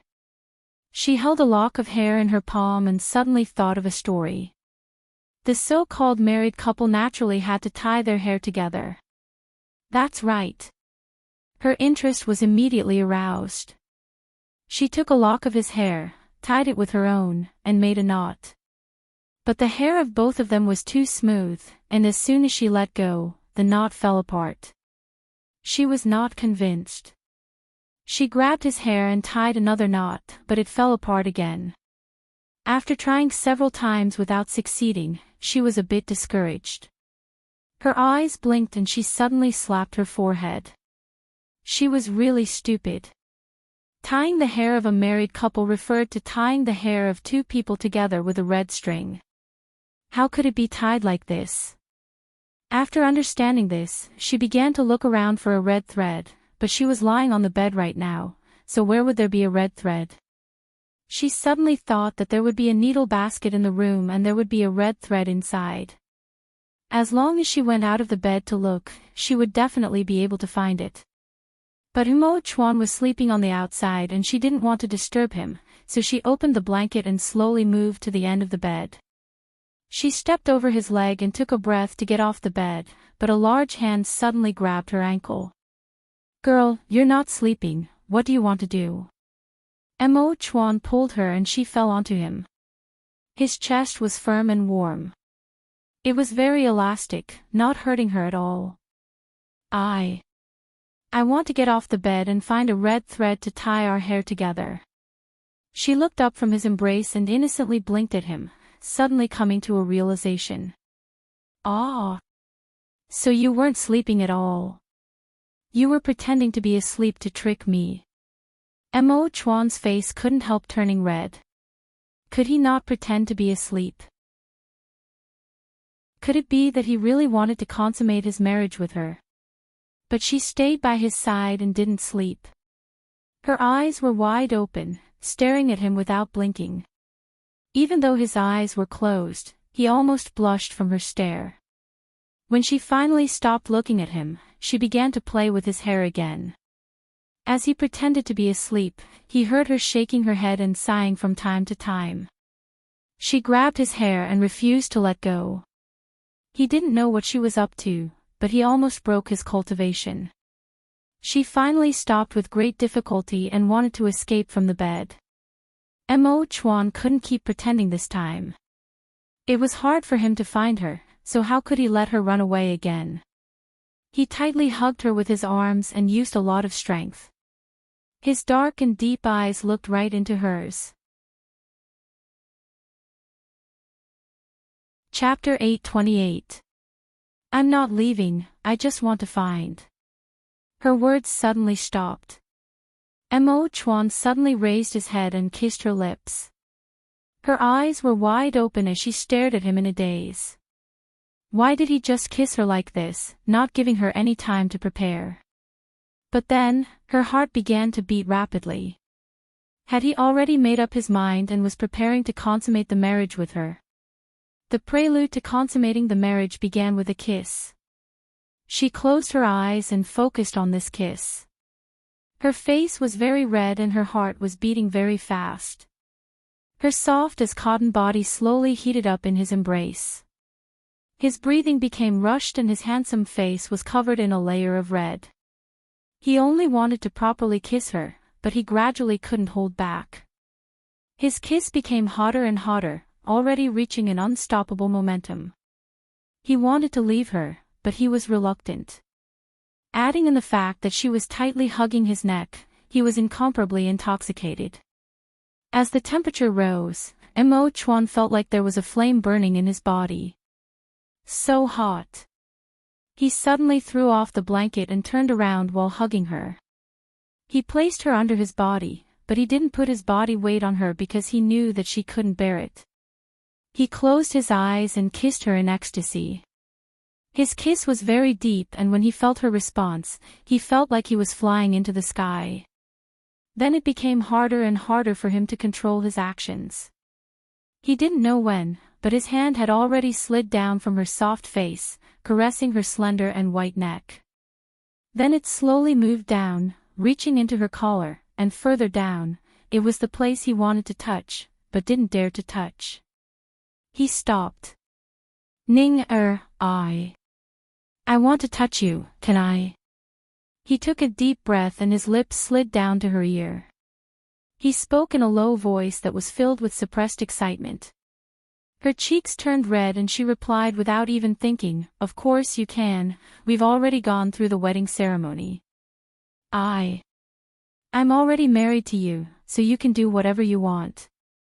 Before she could finish, Mo Chuan had already covered her mouth. He felt that if she kept talking, he really wouldn't be able to control himself. Do whatever I want.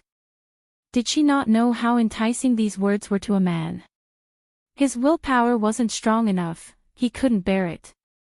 Mo Chuan's breathing was very chaotic, but his heart instantly calmed down. Now was not the time to take her. He retracted his hand from her collar and helped her fix her messy clothes. Then, he held her in his arms and covered her with the quilt. He kissed her face and said gently, "Don't worry, I'll be fine. Go to sleep." Mo Chuan, you don't want me? Chen Ning opened her eyes and looked at him. She bit her lips and her eyes were filled with confusion. He was clearly trembling with excitement, but he still restrained himself. She couldn't understand why he was restraining himself. "Yes, I'm going crazy," he replied in a low voice. "Then why didn't you do it? You said that you would wait for this moment until we consummate our marriage. Isn't it the wedding night now? Have I been touched by Chu Xiaoyang? If that's the case, I won't force you. Leave now." Chapter 829. She forcefully pushed his arms away and turned her head. Because of her anger, her eyes couldn't help filling with tears. "Silly girl, why would I care? I don't care at all, I just. He knew that she was angry, but he didn't know how to explain it. Wasn't she just playing around? Did she think this marriage was just a game? Did she really want him to turn this into reality? Did she really want to consummate the marriage with him? Mo Chuan's mind was in chaos and he couldn't understand what she was thinking. "Don't say anything, I don't want to hear it. Mo Chuan, leave immediately." She angrily covered her ears. She was angry and wronged. She was already taking the initiative, but as a man, he was still hesitating and using all sorts of excuses. If he didn't dislike her, then what else could it be? Only she never would have thought that he would care about this. Was her innocence really that important to a woman? If she lost her chastity, he wouldn't even be willing to touch her. What was the use of saying such flowery words and loving words? With the truth in front of her, she couldn't even lie to herself. Ning, don't be angry. Listen to me. He quickly went to hug her. His fingers touched her face and his hand was wet and warm. She was crying. Mo Chuan's heart skipped a beat. He turned her face and saw that her eyes were wet, just like two black grapes in a cold spring. She blinked and 2 drops of tears fell down. She suddenly calmed down and calmly looked at him. She calmly said, Mo Chuan, I now know that you are the same as other men and the things you care about are the same, so I don't blame you. You can leave and pretend that we never met before.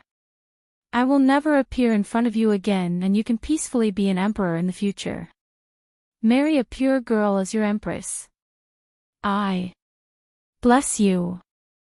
After she said this, she even curled her lips into a faint smile.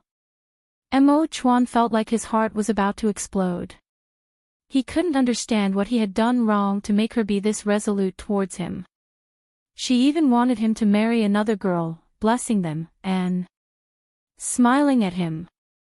How could she smile? Are you going to separate from me? He asked in a hoarse voice. Yes. She calmly looked at him. Her heart was filled with pain, but she was not willing to let him see her wound. Why? Just because I don't want you. He couldn't figure it out. He was clearly doing it for her own good, but why was she so angry? Her accusations made him confused. Was she blaming him for not caring about her enough? But because he cared for her, he had to respect her. I don't want to say it, I don't want to say a single word. Mo Chuan, I want to leave. She powerlessly closed her eyes. Her head hurt and her heart hurt even more.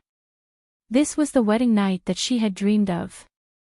She had given herself to him wholeheartedly, but in the end, this was the outcome. He despised her and refused to take her. What else could she say? Mo Chuan stared at her. It was like his head had been struck by lightning, completely stunning him. He couldn't understand why she, who had been so gentle just a moment ago, would turn hostile so quickly. He looked at her cold face and her tightly closed eyes. It was clear that she didn't even want to look at him. Is it that if I take you now, you won't be angry anymore and won't blame me? He pondered for a long time before he could figure it out. Chapter 8:30. Chen Ning's face instantly turned red. It wasn't from shame, but from anger. She suddenly sat up and her eyes popped out. Her chest rose up and down as she was so angry that she couldn't say a word. What did he mean she wouldn't be angry if he took her? She. When did she have that kind of meaning? She wasn't angry at him for this reason at all. Mo Chuan, leave immediately. She was filled with rage. She grabbed a pillow and threw it at his face with a lot of force. He didn't move and let her hit him. The soft pillow was like a tickle on his body, it didn't hurt at all. However, he saw her trembling with anger, and it made his heart ache. He wanted to make her happy, but he had made her this angry. Ning, don't be angry. I'll give you whatever you want, I'll give it all to you. Mo Chuan hugged her and pressed her under his body, forcefully kissing her lips. He kissed her with a lot of force, tightly entangling her, not letting her say a single word. Woo, woo, woo. She was stunned by his sudden kiss, and then she became even angrier. She struggled angrily under him. What was he doing? Was she forcing him to take her? When did she become this cheap? The more she thought about it, the angrier she became. She forcefully bit down. His lips were filled with pain as she bit them. The faint taste of blood spread on his tongue, but he tightly hugged her, not letting go. She turned her head to avoid his kiss and began to gasp for breath. She had almost suffocated from his kiss just now. If you don't want to touch me, then don't touch me. If you want me, then do it. If you don't want me, then don't. What do you take me for? Am I your toy? You. I hate you. She forcefully shouted out as tears fell from her eyes. She was too angry, she had never been this angry before. At this moment, she really hated him. Mo Chuan's eyes darkened. His mouth was filled with the taste of blood and his lips were burning in pain as he looked at her with a confused gaze. Dear girl, what are you thinking in your heart? Why are you so hard to understand? When he didn't want her, she was angry. When he wanted her, she said that she hated him. What did she want him to do? Ning, as long as you don't get angry or hate me, I'll do whatever you want. Tell me, do you want me to want you or not? Mo Chuan stroked her angry red face and felt his heart ache. He felt that she was cute, but he couldn't get angry no matter what. His tone was careful, and the words that came out of his mouth made him blush in embarrassment, but he was willing to give up his pride in front of her. Chen Ning bit her lower lip, suddenly not knowing what to say. His expression was so serious, as though he really didn't know why he was angry. The way he looked at her was as deep as the sea, filled with deep love for her. If she were to say that he didn't love her, then his eyes clearly told her how much he loved her. Tell me, what do you want me to do to make you not angry? He wanted to kiss her, but he was afraid of angering her. His expression made her want to laugh and be angry at the same time. Ning, do you think that I offended you just now? I really couldn't control myself just now, I just wanted to touch you. If you're not willing, then I won't think like this in the future. Didn't he not touch her yet? Could it be that thinking was wrong? Mo Chuan felt very wronged in his heart. Chapter 831. Chen Ning couldn't help rolling her eyes at him and then letting out a long sigh of relief. What kind of stubborn man had she met? She had clearly told him that he could do whatever he wanted, but he actually thought that she wasn't willing. However, the anger in her heart dissipated in an instant, not a single trace of it was left. She could see that the reason Mo Chuan didn't continue wasn't because he didn't want her or because he despised her, but because he cared about her too much and respected her too much. He was afraid that he would offend her if he didn't follow the rules. But they had already been married, so why did he restrain himself from touching her? Could it be that he didn't take this wedding seriously? Was he just playing house with her? Mo Chuan, tell me. When you were bowing to the heaven and earth with me, what were you thinking? She suddenly looked at him in a very serious manner. Mo Chuan was stunned and his face turned hot. Quickly say it, you're not allowed to lie.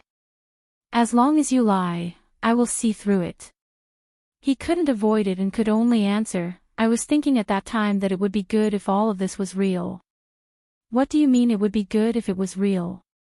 Could it be that you think bowing to the heaven and earth is a game? It's fake. You weren't serious at that time. Her eyes popped out in surprise and she wanted to be angry again. Of course I was serious. It was you who thought it was a game, but no matter what, as long as you're happy, I'll play this game with you. Ning, do you want me to make it real? I really thought about it earlier. I really want to treat it as our wedding night. I want to share a bed with you, I want to grow old with you, I want to be a real husband and wife with you. His face turned red again. His voice was low, but every word was clear to her ears. She was stunned by his words. He paused for a bit before continuing to say, but not now, I want to give you a grand and glorious wedding. I want you to become my wife in front of everyone and I want you to openly appear in front of everyone. I don't want you to be wronged like this. Ning, it's not that I don't want you, I just want you too much, so I can't let you suffer a single bit of grievance.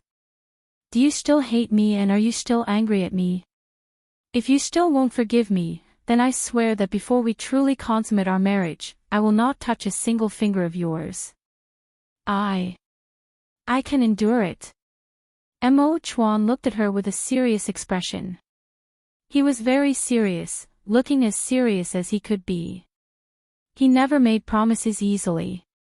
Although being with her and not hugging her was an unbearable torture, he was willing to endure it for her.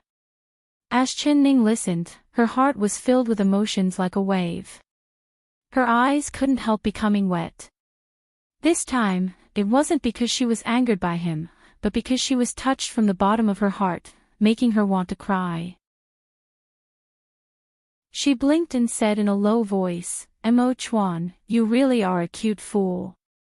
Then she threw herself into his arms, hugged his neck tightly, and took the initiative to kiss the corner of his lips. Mo Chuan was stunned like his acupuncture point had been poked. He could feel the soft fragrance of her lips, but he did not dare respond. He was afraid that he would not be able to control himself and do something that would make her angry. He didn't even dare hug her. Chapter 832. Mo Chuan, that wedding just now, perhaps it was very simple and ordinary in your eyes. There was no attention or glory, but when I bowed to the heaven and earth with you, I thought that from now on, we would be husband and wife, becoming one. I wasn't playing around, I was very, very serious. I just want to be with you, I don't care about anything else. I don't feel wronged at all. You really are silly, how could you think that I was playing around? Would I play around with my happiness? I want to give myself to you, but you don't want it. She pursed her lips in grievance and innocently blinked her large eyes. A flower bloomed in Mo Chuan's heart, making him almost unable to believe his own ears. Who says I don't want it? Of course I want it. He desperately hugged her, tightly holding her in his embrace as he said in a trembling voice, Ning, bite me as hard as you can. I feel like I'm dreaming. Are you really as serious as I am? Actually, when I bowed to the heaven and earth with you, I already thought of you as my wife, but that really is too unfair to you. He was so excited that his words were incoherent. A wave of ecstasy had completely submerged him. Chen Ning couldn't help wanting to laugh. She bit his ear and said in a low voice, You're just dreaming, fool. Mo Chuan smiled and his brows relaxed. His eyes that were as clear as the mountains in the distance curved up. All right, I'm dreaming. Then I want you to dream with me, to keep this beautiful dream going. With her words, he no longer had any misgivings. That's right, they had already bowed to the heaven and earth and were now in the nuptial chambers. What did he have to worry about? What did he have to restrain? Of course he had to do what a groom should do. The temperature in the room became higher and they both began to sweat. Her face turned as red as a peach blossom in March and her expression became more and more charming. His heart began to beat faster and his mouth became dry. Ning, you. Are you hot? His voice trembled as he spoke. She seemed to know what he wanted to do. Her eyes looked down and she nodded. Although she had been looking forward to this moment, when it really came, she was still shy. Especially when she thought of what would happen next, she was so nervous that she couldn't move at all. Then I'll help you take off your clothes. Mo Chuan was even more nervous than her. He had never taken off a girl's clothes in his life before reaching out to untie her waist. His fingers were trembling and he couldn't untie it even after trying several times. Instead, he pulled it into a dead knot. He was so nervous that he began to sweat, but the more anxious he was, the more he couldn't untie it. In the end, the more anxious he became. Pfft. Seeing his flustered appearance, she couldn't help but laugh. With a smile, she wasn't so nervous anymore. Especially when she saw him getting more and more nervous, she actually relaxed. Chen, he had more experience than her. Shao! He glared at her threateningly. His face turned red from her laughter. He was so nervous that he didn't know what to do, but she still laughed at him. I laugh, he said, moch. She held back her laughter and shut her mouth. She lazily laid on the bed and watched as his forehead was covered in sweat as he studied her dress. Chapter 833. At this time, how could he have the heart to study the mystery of the wedding dress? In a rush, he directly grabbed her clothes and pulled them down. Mo Chuan, this is the wedding dress that the mother-in-law wore. If you break it, the old mother-in-law will be heartbroken. She gave a soft laugh and held his hand. But this wedding dress is too hard to take off. How about you teach me? I also don't know how. She looked up at him with a smile on her lips. This was personally put on by the mother-in-law. It's too complicated, I can't learn it. Mo Chuan's face instantly turned dark. What should he do? He couldn't take it off, or he couldn't take it off. He couldn't run out to find the mother-in-law to take off her clothes, right? That would be too shameful. But looking at the charming flower in front of him, not being able to eat her, this kind of heart-scratching feeling was just too torturous. Chen Ning gave a giggle, laughing so hard that she bent over. Why didn't she find that Mo Chuan was this cute and easy to trick before? He treated a random sentence of hers as the truth. Alright, so you were purposely teasing me. Little girl, see how I'll take care of you. He was embarrassed and angry as he held her down and tickled her under her arm. She kept begging for mercy from the tickling. I don't dare, I really don't dare. Her voice was delicate and charming, making his heart beat faster. He unknowingly stopped, but he still held her down and glared at her. Speak, why are you teasing me? I just wanted to tease you. Who told you to make me angry before, so we'll take our revenge and we're even. She revealed a smile. Why are you so narrow-minded? I'm so narrow-minded. Are you regretting marrying me? It's not too late if you regret it. No one saw our wedding, so it doesn't count. Who says it doesn't count? If you say it doesn't count, You'll what? She raised her chin and looked at him with a smile. I'll kiss you. He lowered his head and kissed her lips. He slowly pushed her body down on the bed. He closed his eyes and kissed her with all his heart. This was a kiss without any impurities.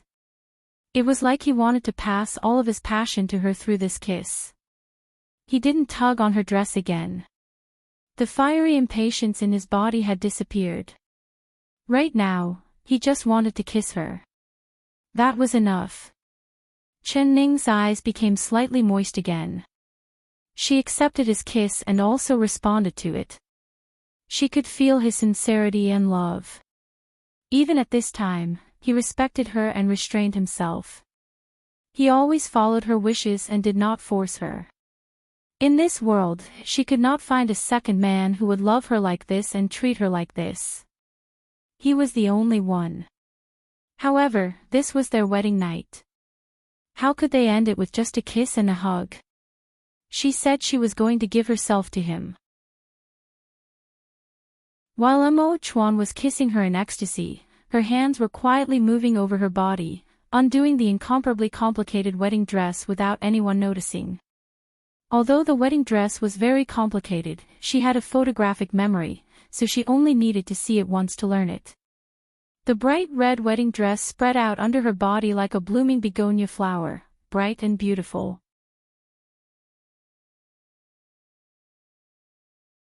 Chapter 834. Mo Chuan finally realized that something was wrong.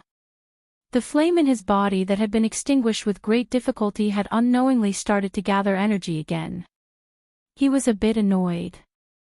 He couldn't control himself and he wouldn't help her take off her clothes. If this continued, wouldn't he be the one suffering? When he was prepared to leave her body, he was suddenly stunned and looked at her in a daze. Her black, waterfall-like hair covered the pillow, making her face look especially white and tender. She was staring at him without blinking, her clear and bright eyes were watery and her lips were bright red. The red wedding dress had come apart at an unknown time and her white as jade skin could be vaguely seen under her loose underwear. Through the open collar, he could see her slightly rising and falling chest, snow-white and delicate. He suddenly looked away, not daring to keep looking. His heart was already beating so fast that it was about to jump out of his chest. She raised her hand and held his face, deeply looking into his eyes. "Mo Chuan, do you like it? If you like it, then take it. I'm yours," she whispered. Mo Chuan couldn't say a single word. His throat was very hoarse and his face was as red as the wedding dress under her. His strong self-control collapsed in front of her, completely disappearing. He finally reached out with a trembling hand and placed it under the collar of her underwear, moving it down bit by bit. She just closed her eyes shyly, and her jade-like skin slid under his palm. Dong! Dong! Dong! His heart was beating so fast and his palm was soft. It was like he could feel her heartbeat. It was as fast and urgent as his own. His breathing became even more chaotic. He never knew that her body could be so soft. It was as soft as a puddle of water, and as delicate as silk, bringing with it a sense of warmth. It was as if he was in a trance, and the fire in his heart burned fiercer and fiercer. He wanted more and more. Their bodies were as hot as fire as they tightly hugged, kissed, and caressed. They were incomparably curious about each other's bodies and were filled with anticipation and nervousness about what was about to happen next. Mo Chuan's body was like a drawn bow. He had no experience at all and was just relying on his instincts. Sometimes he would accidentally hurt her when he used too much strength. She couldn't help knitting her brows and making a "si" sound. He would immediately stop and ask her, "Does it hurt?" He was this careful, holding her in his palm, not willing to let her feel pain. But she knew that a woman's first time always had to go through that tearing pain. Only then would she remember that he was her man, her only man. "I don't feel pain. If you want to do it, then do it boldly, don't worry about my feelings." She was panting as she whispered in his ear. He was taking care of her body like this, which made her feel embarrassed. She wasn't a delicate and fragile glass doll, how could she break with just a touch? Mo Chuan's body instantly froze. He took a deep breath and looked down at her. How could he not care about her feelings when doing such a thing? But he didn't have any experience. Mo Chuan's heart. Mo, he did his heart. But he really had no experience. He didn't know what to do to make her feel better. Chapter 835. There were quite a few old maids in the palace that were proficient in this area. Before the previous emperor's wedding, they would teach the emperor about this matter. But he had lived for 24 years and had always been pure, not having any interest in this matter at all. Not only did he not have an empress, he did not even have a single palace maid or concubine, making the old maids in charge of teaching him completely useless. If he had been enlightened earlier, he would not be at a loss like he was now. Large drops of sweat fell from his forehead and his body was as tense as a rock, ready to explode at any moment, but he did not dare do anything. Because her body was too soft, her skin was too tender. A light touch or pinch would leave an obvious mark on her tofu-like body. Her neck and chest were a patch of red and purple, which was a ghastly sight to behold. These were all marks left on her body after he lost control. How could he continue like this? Ning, are you in a lot of pain? His heart ached as he stroked her smooth skin. It was as soft as a feather, not daring to use any strength at all. I don't feel any pain. Chen Ning was a bit confused. He did not even get to the main topic, so how could she feel pain? She opened her eyes and met his eyes, which were filled with pity and tears. She was stunned. What was wrong with him? She followed his line of sight and couldn't help but jump in fright. Did she open a dye shop on her body? Red, purple, and blue, then she understood. The body she had transmigrated into was simply made of tofu. It was unbelievably delicate. She had only been kissed and pinched a few times by him and she had become like this. I really don't feel any pain, really. You can continue. She knew that his heart ached for her, but she really didn't feel any pain. Compared to the piercing pain that was coming, this didn't count for anything. Her heart ached for him. He had endured this hard, with large drops of sweat falling from his forehead, but he still hadn't reached the last step. He loved her this much, so she was willing to feel pain for him. No. Mo Chuan took a deep breath and closed his eyes. He rolled off her body and fumbled around to cover her clothes, covering her snow-white skin. Then he covered her with the blanket before letting out a long sigh of relief. Mo Chuan took a deep breath and looked at Mo Chuan. Of course, he felt terrible without any relief, but he couldn't do it. Mo Chuan, why are you so good to me? Chen Ning said in a soft voice. She leaned over and her black hair rested on his broad shoulder. Why did he suddenly give up halfway? She understood this better than anyone. Her heart was filled with emotions and her throat was choked up. She felt extremely ashamed. He had placed her on the tip of his heart, yet she had misunderstood him and was angry at him. She was too sorry for the love he had given her. Compared to his feelings, what she had done for him was far too little. Silly girl, if I don't treat you well, then who should I treat well? Don't tell me you want me to treat your little girl Xiao Ru well. He gave a soft laugh and reached out to hug her. That wave of excitement had already passed, but he was still in the mood to joke around with her. If you want to be good to her, that's exactly what I want. She said with a smile. Lying in his warm embrace, even if she didn't do anything, she would feel at ease. Chapter 836. How could I be jealous of Xiao Ru? Are you trying to kill two birds with one stone? What kind of person do you think I am? Mo Chuan pinched the tip of her nose in punishment. Of course he did not dare use any strength, he just lightly touched it before taking his hand back. Then how do you want to treat her well? She blinked. She's your maid, of course I want to treat her differently. Whatever she wants, I can give her. I remember that your maid likes money a lot, right? She even gave me the name Lots of Money, Humph. Thinking of this ugly and tacky nickname, Mo Chuan's face turned dark. Chen Ning began to giggle. I think it suits you. Who told you to give 50 silver coins to a swindler without even looking at it?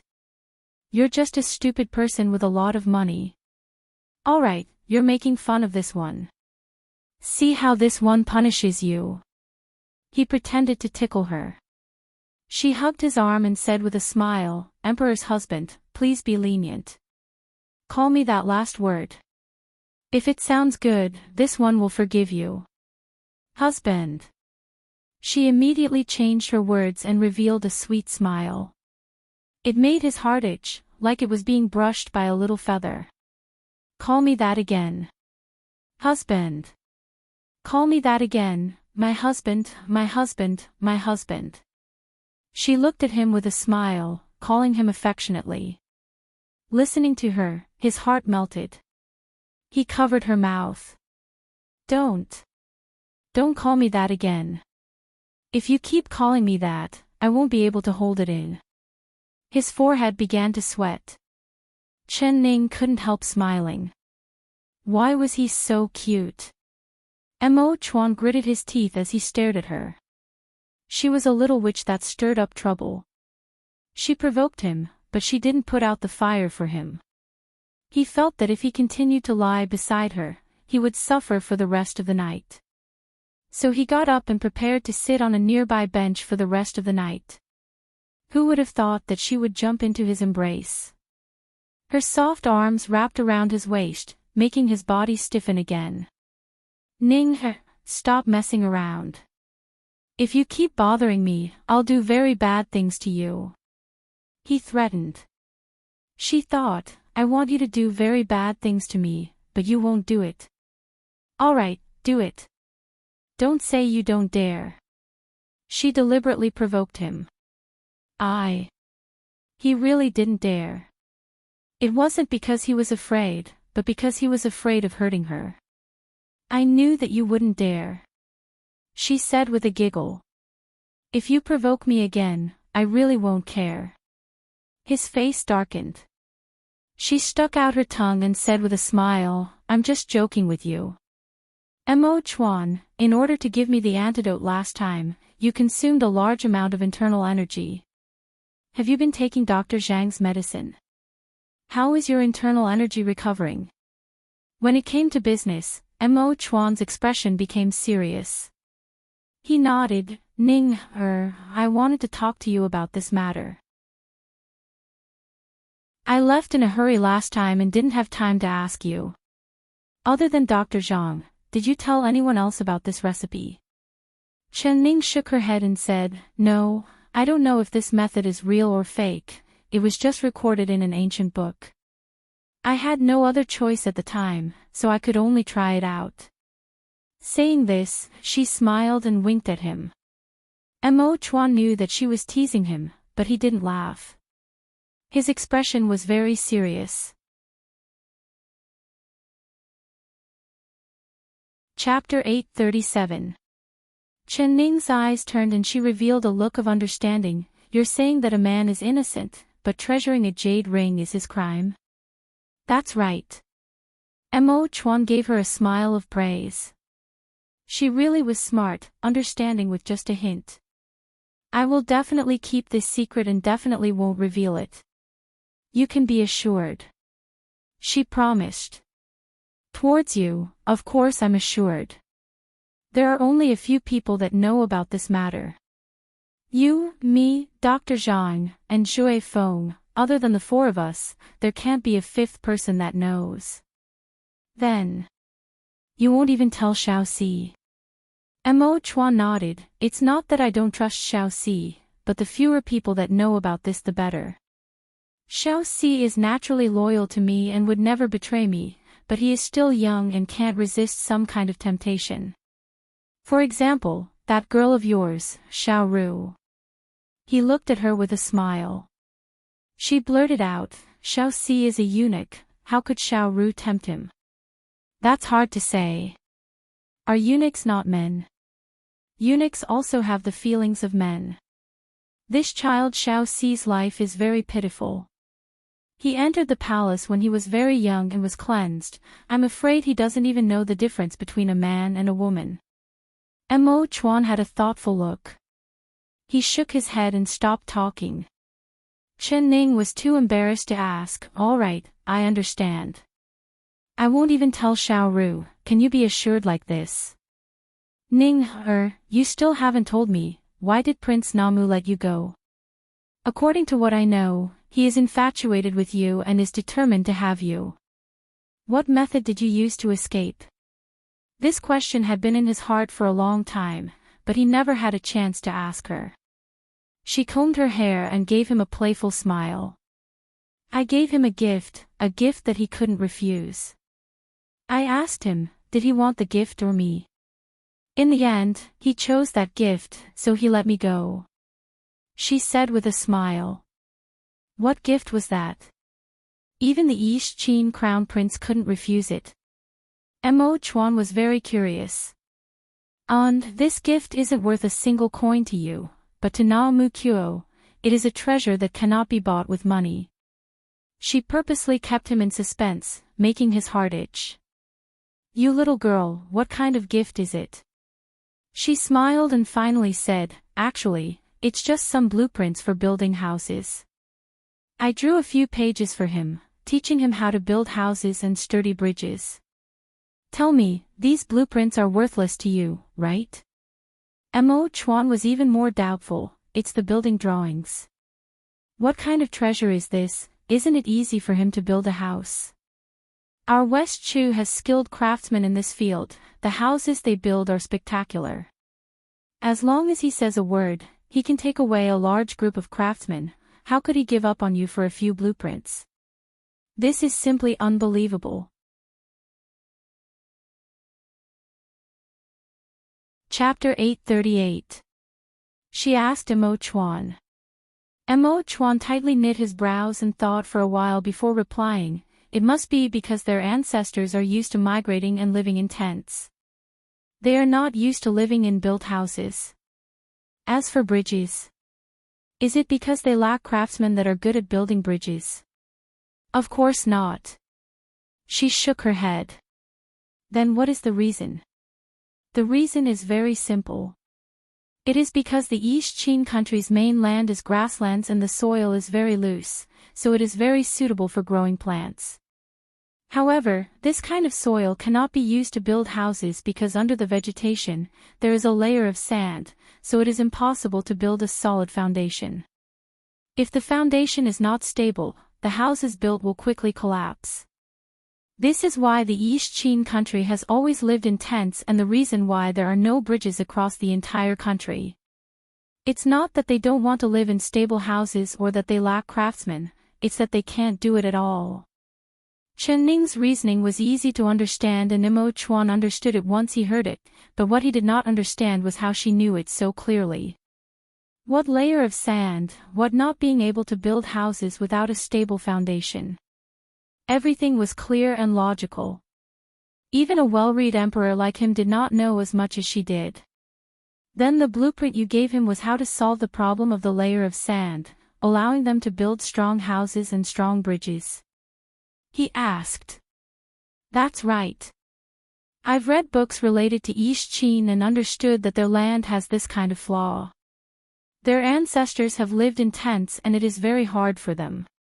The winter winds are bone-chilling and the summer is incomparably hot.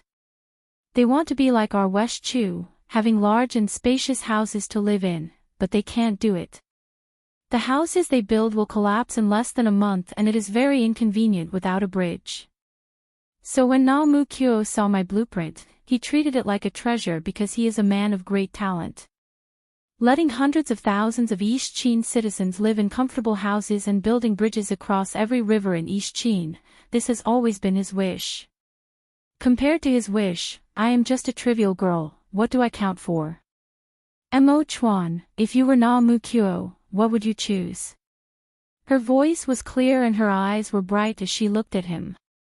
Mo Chuan replied without any hesitation, of course I would choose you.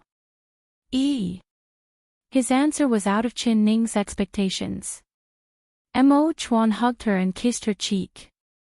He said with a smile, our West Chu has strong houses and bridges, so of course I want you. Na Mu Kyo treats the blueprint as a treasure, so he gave up on you to choose it. He is known as the smartest person, but in my opinion, he is not smart enough. Why? Chen Ning looked at him. If I were him, I would choose you. With you, why would I be afraid of not having the blueprint? She shook her head and said with a serious expression, because I told him that if he chose me, I would marry him, but he would never be able to obtain this blueprint from me. I am a man of my word. Na Mu Kyo is a smart person, he would not make the wrong choice.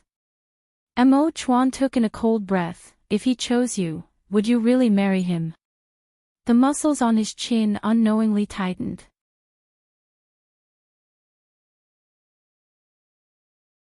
Chapter 839. I'm afraid of losing you. His arms holding her tightened. She leaned her head against his shoulder and said in a low voice, you don't need to be afraid, I will never leave you because I have absolute confidence. Mo Chuan, you have to believe me, I never fight a battle I'm not confident in and I never take risks I shouldn't take. But this time, you are too daring and presumptuous, acting on your own. No matter what, you can't do this next time. He revealed a serious expression.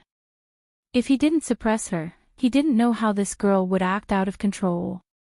She had already made him worried this time, he could not endure this kind of torture again. Yes, sir husband, I don't dare anymore.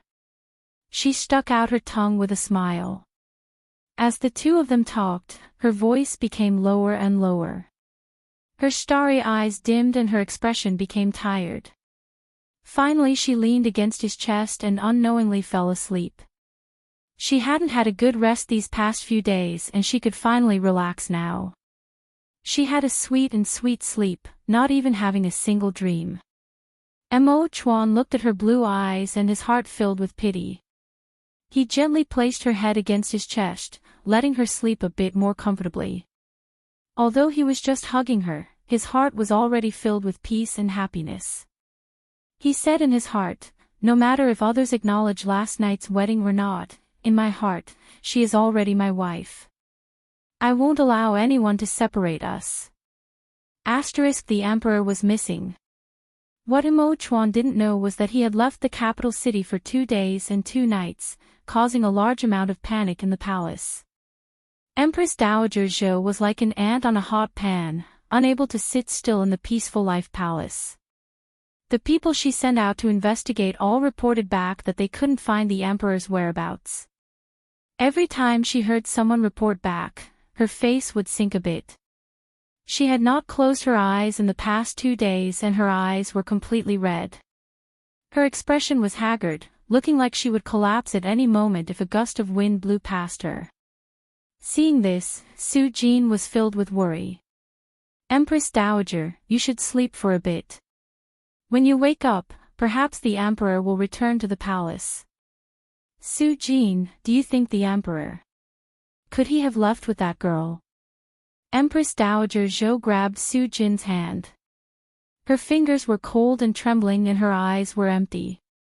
She was most worried about this matter. Of course not. Su Jin was shocked and shook her head. Empress Dowager, you're thinking too much. The emperor is not an irresponsible person, he would not do this kind of reckless thing. Empress Dowager Zhou waved her hand to cut her off. She tiredly rubbed her forehead. How many reckless things he has done. Ever since he got to know that Shen family's young lady, he had never done anything with propriety. As she spoke, her anger flared up again, and her head started to hurt. Su Jin quickly helped her sit in the chair. While helping her rub her temples, she raised her voice and shouted, quickly call the doctor and ask Dr. Zhang to come. Empress Dowager Su Su Su. Su Su of Su. Su Tutu Su of Tutu of Su. Of Su Amto Tutu. Chapter 840. Truth. How can you be so sure that he is telling the truth? Although he is young, his heart is not small at all. He has been by the emperor's side since he was young, how could he not know what happened to the emperor? Su Jin, immediately send someone to bring Xiao Si into the palace for this widow. This widow will personally ask for the emperor's whereabouts. This widow does not believe that I can't pry open this dog servant's mouth. Empress Dowager Zhou was filled with anger. With a wave of her right hand, the teapot on the table fell to the ground, shattering into pieces. Empress Dowager, please calm your anger. This servant will send someone to find Xiao Si. Su Jin's expression was filled with fear, knowing that Empress Dowager Zhou was truly angry this time. She quickly went out to pass on the message, secretly breaking out in a cold sweat for Xiao Si. Seeing Empress Dowager Zhou's meaning, it seemed like she wanted to torture Xiao Si. Xiao Si, you can't blame the Empress Dowager. She can't find the emperor, so she can only vent her anger on you. Alas, your majesty, your majesty, where exactly have you gone to? I haven't seen you for 2 whole days and 2 nights. Could it be that you really eloped with Miss Shin? Su Jin's heart was in chaos, filled with worry. She ordered the guards to find Xiao Si. Thinking about it, she thought of another person by the emperor's side. It was the one that came and went like the wind, the hidden guard that was nowhere to be seen. His name was Shui Feng. Although she rarely saw him, she knew of his name. His qigong was very high and he had an unparalleled skill, which was tracking. It said that there was no one in this world that could escape his pursuit. As long as that person was still alive, he would definitely be able to find them. But this Shui Feng was like his name, coming and going without a trace. Where could she go to find him? Su Jin was at her wit's end when her eyes suddenly lit up. A white-haired old doctor came into the Peaceful Life Palace. It was Dr. Zhang. But what caught her attention was not Dr. Zhang, but rather the gray-clothed youth behind Dr. Zhang who was helping him carry his medicine box. That gray-clothed youth had a very normal face. He wasn't tall or short, not fat or thin. If he stood on the street, no one would look at him twice. But when Su Jin saw him, it was like a treasure falling from the sky. Her eyes quickly lit up. She quickened her steps to greet the gray-clothed youth with a look of excitement. You are Shui Feng. When she was in the East Field, she had seen Shui Feng once. At that time, she did not have a deep impression of him. She only remembered that he was wearing gray tight-sleeved clothes and had an expressionless face, which was very similar to the gray-clothed youth in front of her. Shui Feng was stunned. Of course he knew who Su Jin was, so he gave her a slight bow and nodded. Auntie Su Jin, he greeted. Su Jin is Empress Dowager Zhou's most capable aunt, he greeted her greeting, Su Jin. Su Jin. Shui of Su Jin was Empress Dowager Zhou's most capable aunt, so he naturally had a deep impression of her. However, he had never met her before and had never spoken a single word to her. Who would have thought that when he stepped into the Peaceful Life Palace, Su Jin would actually call out his name? He couldn't help but be startled. Then he became vigilant. Did he show his face a bit too much recently? Even the people in the Empress Dowager's palace recognized him. This was not a...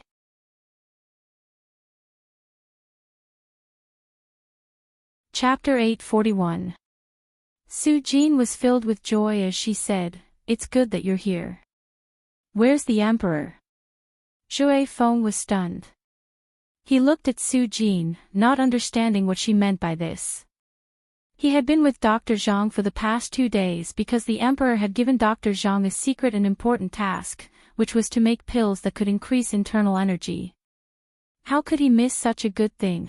So he volunteered to help Dr. Zhang test the pills. The emperor happily agreed and told him to protect Dr. Zhang, not allowing any accidents to happen to him. So he had been with Dr. Zhang for the past 2 days, staying together day and night, never leaving each other's side. The news of Mo Chuan's disappearance was completely hidden by Empress Dowager Zhou. Other than the guards sent to search for the emperor, even the most trusted ministers did not know about this because she was worried that if this news was leaked, it would cause panic among the ministers. As for the emperor not going to court for 2 days, she found a very convincing reason. It was because he had to receive the East Qin envoys and the emperor had been working hard for several days. Adding that the wind was strong when he sent off the East Qin envoys, he had accidentally caught a cold. Only this reason could only be used for a few days. If it was too long, it would be exposed. So Empress Dowager Zhou was like an ant on a hot pan, unable to sit still. Now that Su Jin saw Shui Feng, it was equal to seeing the emperor's leg.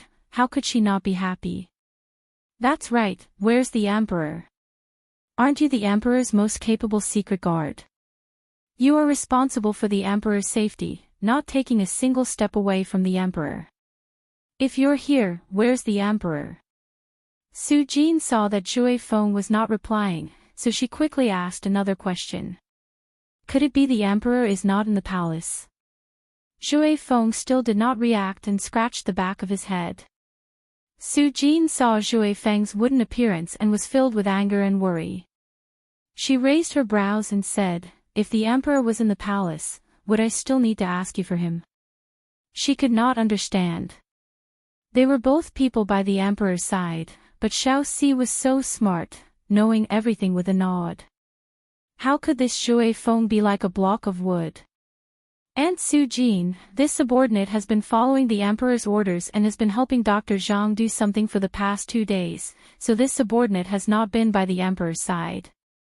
If the emperor is not in the palace, this subordinate does not know where he is. Shui Feng honestly replied. He turned to look at Dr. Zhang. "Dr. Zhang, you can testify for this subordinate, isn't it like this?" Shui Feng honestly replied. He turned to look at Dr. Zhang. "Dr. Zhang, is this subordinate's witness?" Su Jin was instantly shocked, secretly regretting that she didn't keep her mouth shut. How could she reveal the matter that Empress Dowager Zhou wanted to hide? Now even Dr. Zhang knew about it. What should she do? Her face paled, but it was too late to change her words now. She hurriedly put a finger to her lips and shushed him. "Feng," she said, "Jin, Feng, she, Shui, with Jin, she." She looked to her left and right. Fortunately, there was no one around, so she heaved a sigh of relief. Dr. Zhang and Shui Feng's faces instantly became serious as they asked, "What is going on? How could the emperor disappear? When did this happen?" Su Jin took a breath. She knew it was useless to hide it and she still needed Shui Feng's help, so she simply explained the matter of the emperor disappearing over the past 2 days.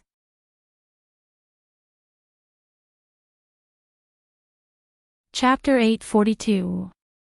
When Shui Feng was praised by her, he couldn't help feeling a bit smug. He scratched his head and said, "Aunt Su Jin is right, there is indeed no one Shui Feng can't find." "Then what are you waiting for? Quickly go find the emperor." Su Jin stomped her foot and rolled her eyes at him. If it wasn't because she needed his help, she really wanted to scold Shui Feng. How big of a matter was the disappearance of the emperor, but he didn't seem to be in a hurry after hearing it. It made people angry just looking at him. Shui Feng hesitated a bit before saying, "Aunt Su Jin, the task the emperor gave this subordinate is to help Dr. Zhang. Before this matter is finished, this subordinate cannot take half a step away from Dr. Zhang.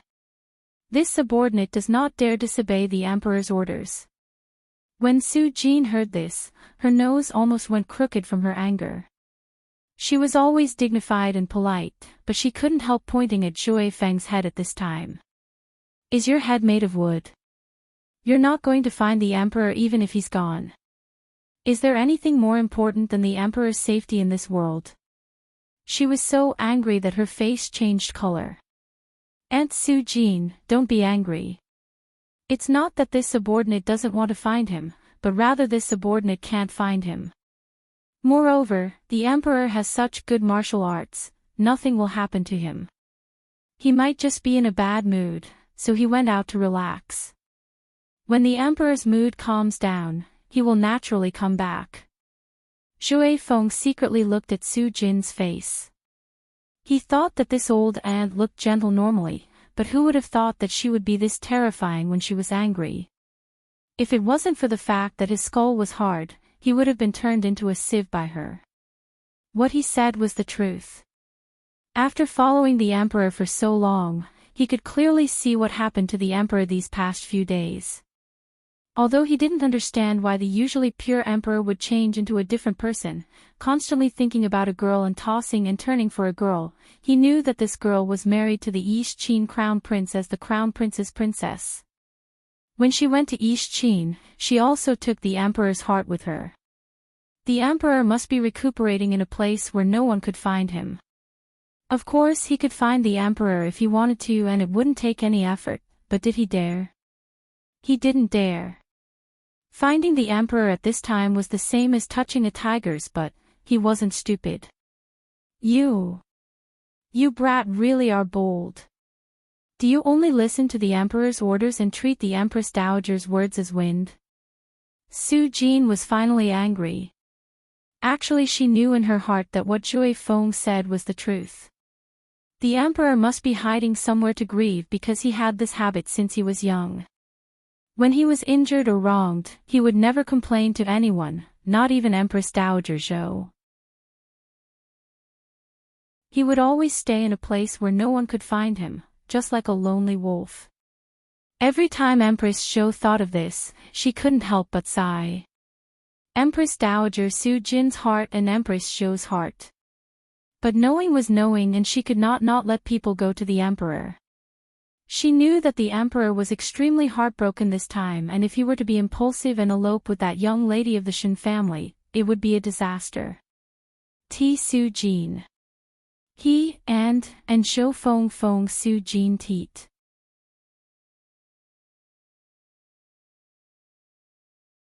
Chapter 844. Shui Feng had been scolded and he was filled with anger. He glared at Xiao Xi's back and prepared to ignore him. This brat's mouth is this bad, let him be beaten to death by the Empress Dowager. He gave a snort and found a hidden place to hide. He was prepared to wait for Dr. Zhang to finish treating the Empress Dowager before escorting Dr. Zhang away. But after calming down and thinking about it, Xiao Xi's scolding of him wasn't without reason. This brat Xiao Xi had a lot of thoughts and ideas. Sometimes when the emperor gave him a task that he couldn't understand, it was Xiao Xi who gave him pointers that allowed him to follow the emperor's wishes. If there was someone who understood the emperor the most, it would be Xiao Xi. If Xiao Xi was really beaten to death by the Empress Dowager, the emperor's heart would ache a lot. Even if the emperor didn't feel heartache, Shui Feng couldn't bear to do this. After all, Xiao Xi had helped him quite a bit. Forget it, he would go find the emperor and hope that the emperor would forgive him for Xiao Xi's sake. Shui Feng's figure swayed and he had already silently disappeared from the Peaceful Life Palace. Xiao Xi, if you don't want to suffer, then tell the truth to this widow. Where is the emperor? In the Peaceful Life Palace, Empress Dowager Zhou sat in the seat of honor, staring at Xiao Xi with a sharp gaze. Xiao Xi couldn't straighten his back as he knelt on the ground. He didn't dare raise his head and just kept kowtowing. Empress Dowager, this servant really doesn't know the emperor's whereabouts. Even if this servant was as bold as the heavens, I wouldn't dare lie to the Empress Dowager. He knew that a disaster was about to befall him today. The Empress Dowager was truly angry, and his little life would probably be lost in this Peaceful Life Palace. He looked around and saw several guards holding sticks that were thicker than an arm. The sticks were painted red, and this was the largest punishment stick in the palace. As long as one was hit, they would either die or be crippled. Xiao Xi's heart was filled with tears. Emperor, oh Emperor, it's fine if you leave, but take this servant with you. The Empress Dowager wants to beat this servant to death, and when you return to the palace, you won't be able to see this Xiao Xi again. Very good, the dog slave refuses to speak. Guards, come and punish him. Empress Dowager Zhou's expression was calm, but she did not allow anyone to say anything. She even ignored Su Jin, who wanted to plead for Xiao Xi. She paused for a moment before continuing, if he doesn't speak, then beat him until he does. If he doesn't speak, then beat him to death. A few guards complied and dragged over a stool. They tied Xiao Xi onto it and raised the punishment stick. Xiao Xi was scared out of his wits and begged repeatedly. Empress Dowager, please spare my life. This servant really doesn't know the whereabouts of the emperor. Empress Dowager, for the sake of this servant serving His Majesty for so many years, even if I don't have any meritorious service, I still have hard work. Please be lenient. This servant's life is cheap, it doesn't matter if you kill this servant, but if the emperor comes back and doesn't see this servant, the emperor will definitely be sad. You are the emperor's mother, are you willing to let the emperor be sad? Although he was extremely afraid, he still tried his best to convince Empress Dowager Zhou. His mind was sharp and his mouth was sharp. These words were reasonable and it made Empress Dowager Zhou hesitate a bit. The guards responsible for the punishment looked at each other and felt that they couldn't do it.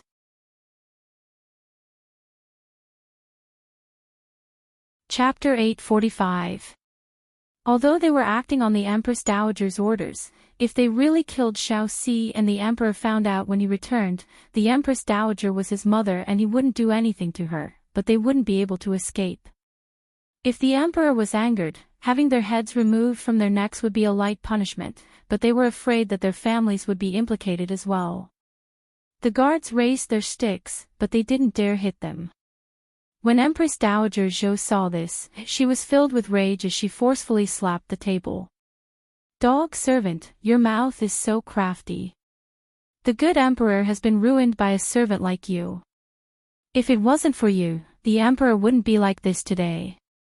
Heavily beat this dog servant to death for this widow. When the emperor comes back, just wait to collect his corpse.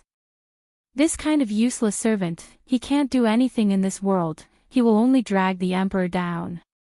Men, shut his mouth for this AI Jia first, lest he spout nonsense again. What are you doing? You don't even listen to this widow's words. Why aren't you doing it? Xiao Si secretly complained, knowing that Empress Dowager Zhou was taking her anger out on him. He had been beaten unjustly, he could only hope that when the emperor came back, he would still have a breath left to see the emperor one last time. The guard saw Empress Dowager Zhou give a death order and helplessly found a rag to cover Xiao Si's mouth. Then they raised their sticks high up and hit Xiao Si's butt, creating a paw sound. 1, 1, 10. They counted as they hit him. Empress Dowager Zhou angrily said, "What are you counting for? Beat him to death."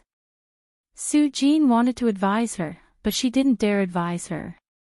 She secretly gave the guards a look, telling them to be lenient and not beat Xiao Si to death. She knew that Xiao Si's life and death were in the hands of these guards. The old people in the palace all knew that when these sticks were hit, it was like thunder and it was like a small rain. It looked like it was being hit, but the criminal would only suffer some flesh wounds and wouldn't suffer any broken bones or tendons. The most terrifying thing was the stunned stick. It didn't make a sound, but the stick pierced into the flesh. With just a few hits, it could break bones and make a person vomit blood before dying. Actually, even if she didn't give the signal, the guards would still have this idea. So although they hit him several dozen times, quickly, causing Xiao Si's butt to bleed, he wasn't heavily injured. Only Su Jin knew the trick to using the stick. Empress Dowager Zhou had been in the palace for several decades, so how could she not know? She saw that although Xiao Si's butt was red after several dozen hits, he was still full, so she became even more angry. You are all outwardly obeying, do you think this widow can't see? If this dog servant can still breathe within 10 strikes of the rod, then you don't need to work in this palace anymore. When the guards heard this, how could they dare show any mercy? Although Xiao Si's mouth was gagged, he still let out a pitiful howl from the pain. Empress Dowager, please don't. Su Jin's face turned white from fear. She quickly kneeled down on the ground and begged for mercy for Xiao Si. Su Jin, if you say one more word for this dog servant, you will be punished with him. Don't blame this widow for not considering our relationship. Empress Dowager Zhou glared at her. Su Jin bit her lips, feeling anxious and irritated. She knew that Empress Dowager Zhou was venting her anger on Xiao Si, but what crime did Xiao Si have to suffer for the emperor?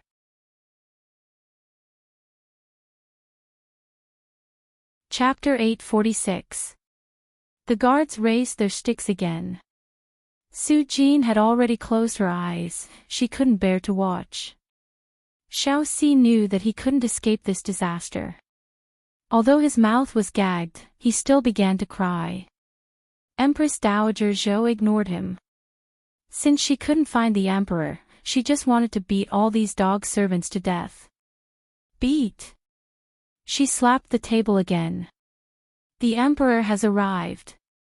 All of a sudden, a loud announcement came from outside the Peaceful Life Palace, causing the people in the room to be instantly stunned. Empress Dowager Zhou suddenly stood up and her sleeves knocked over the teacups on the table. She didn't feel anything as she grabbed Su Jin's hand, filled with surprise and joy. Did you hear? The emperor is here. Su Jin forcefully nodded. Yes, this servant heard. Empress Dowager, please sit, this servant will open the door. Xiao Si was so excited that his body began to tremble. He was thinking, Emperor, you're finally here. If you were a step late, you wouldn't be able to see Xiao Si. The guards looked at each other and quietly put down the sticks in their hands, taking a few steps back at the same time. With a bang sound, before Su Jin could even open the door, the two doors to the palace were already pushed open. A person with his back to the light was proudly standing in front of the door. His long eyebrows reached his temples and his eyes were cold and threatening. Everyone only saw the tall and straight bright yellow figure, and they immediately became spirited. Greetings to the emperor. Other than Empress Dowager Zhou, everyone in the room fell to the ground. Their hearts were filled with joy and surprise as a large stone fell to the ground. Empress Dowager Zhou just stood there, staring at Imo Chuan without blinking. Her calm face had no expression, it was hard to tell if she was excited or angry. Your son greets mother. Imo Chuan walked into the room with large steps and bowed down to Empress Dowager Zhou. Empress Dowager Zhou slightly lowered her head and looked at the emperor kneeling in front of her. She calmly said, Emperor, you're back. When Imo Chuan gave an sound, Empress Dowager Zhou had already raised the dragon head cane in her hand and slammed it down on his back. Empress Dowager. Su Jin and everyone else was shocked. Empress Dowager Zhou pretended like she didn't hear it and forcefully slammed the cane down again. Imo Chuan did not dare use his internal energy to resist.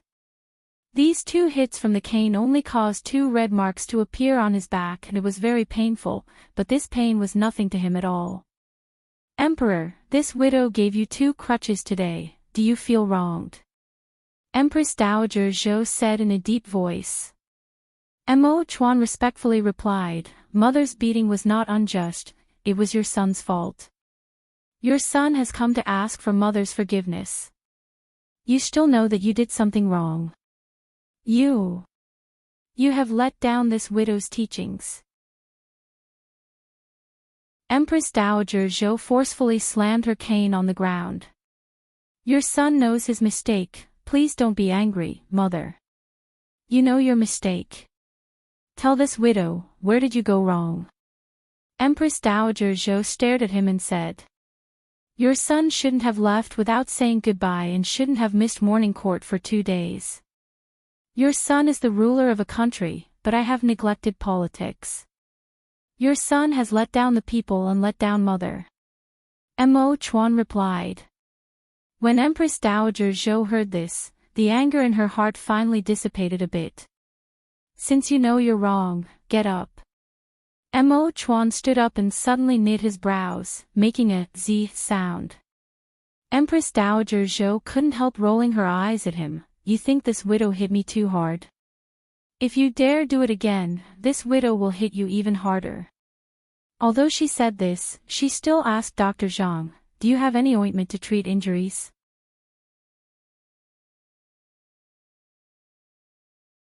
Chapter 847. Dr. Zhang quickly said, yes, this minister has the best blood circulation ointment here. He opened his medical box and took out a tube of ointment. Su Jin took it and gave it to Empress Dowager Zhou.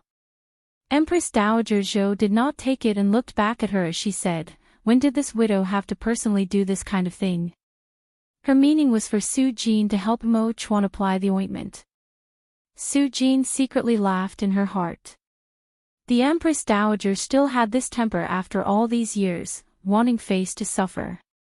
She clearly loved her son and cared about him, but she had to act like she didn't care. "Emperor, can you lift your robe and let this servant help you apply the ointment?" Mo Chuan shook his head and said, "No need." His eyes fell onto Xiao Si, who was tied to the bench, and a cold aura was released from his body, making the guards holding the torches couldn't help shiver. Who tied him up? Who covered his mouth? Who beat this one's people to this state? His cold eyes swept over the guards. The guards' faces turned pale in fear and they all kneeled down. Their bodies trembled as they kowtowed, not daring to say a word. This was because as long as they spoke, it would be the same as offending the Empress Dowager. They couldn't offend the Emperor and they didn't dare offend the Empress Dowager. This feeling of being caught in the cracks, it really was not a good feeling. Hey, you really are bold. This one hasn't returned to the palace for 2 days and you even dare to touch the people by this one's side. Who did this? You have the courage to touch this one's people, but you don't have the courage to admit it. Mo Chuan gave a cold laugh and walked beside Xiao Si. His right hand gently brushed over him and the several dozen ropes binding Xiao Si were cut by a sharp blade, being cut off. Many thanks for the Emperor's saving grace. Emperor, if you came back a step later, this servant would not have been able to see you again. Xiao Si stood up and took out a rag from his mouth. He didn't care about the pain in his, but as he kneeled in front of Mo Chuan and hugged his right foot, crying without making a sound. You are this one's people, whoever touches you is the same as touching this one.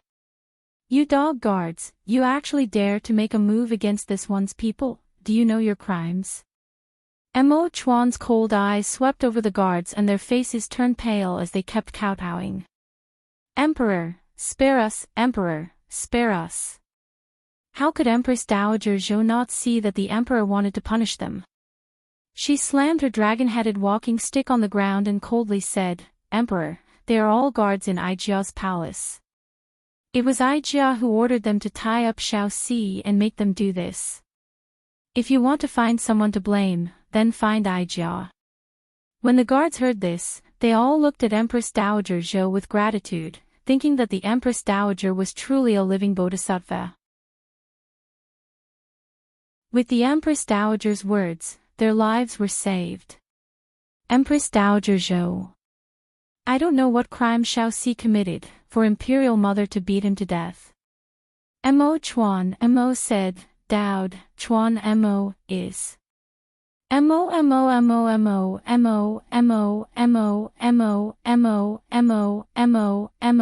Dowd, Mo, Xiao, Mo. Aijia gave the order to kill him and then choose a new intelligent and quick-witted servant for the Emperor. Xiao Si is this one servant, whether he is doing his best or not is up to this one. Mother, for this kind of small matter, there is no need for Mother to worry about it in the future. Mo Chuan looked at Empress Dowager Zhou with a straight back. Although his voice was respectful, his expression was cold.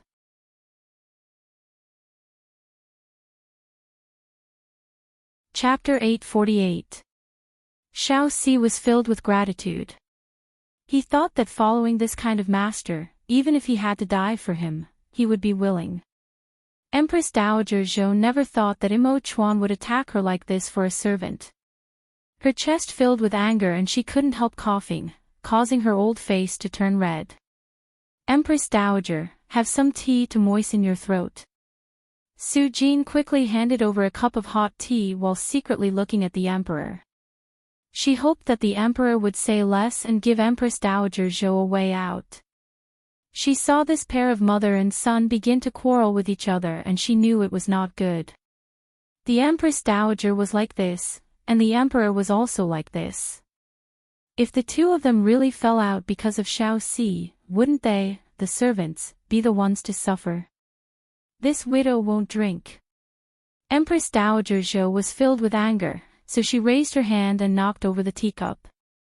She angrily glared at Su Jin and shouted, You are becoming more and more bold, this widow's teachings over these years have all been wasted. You are relying on this widow's love for you, do you still have this widow's master in your eyes? Su Jin kneeled down. This servant knows her wrongs.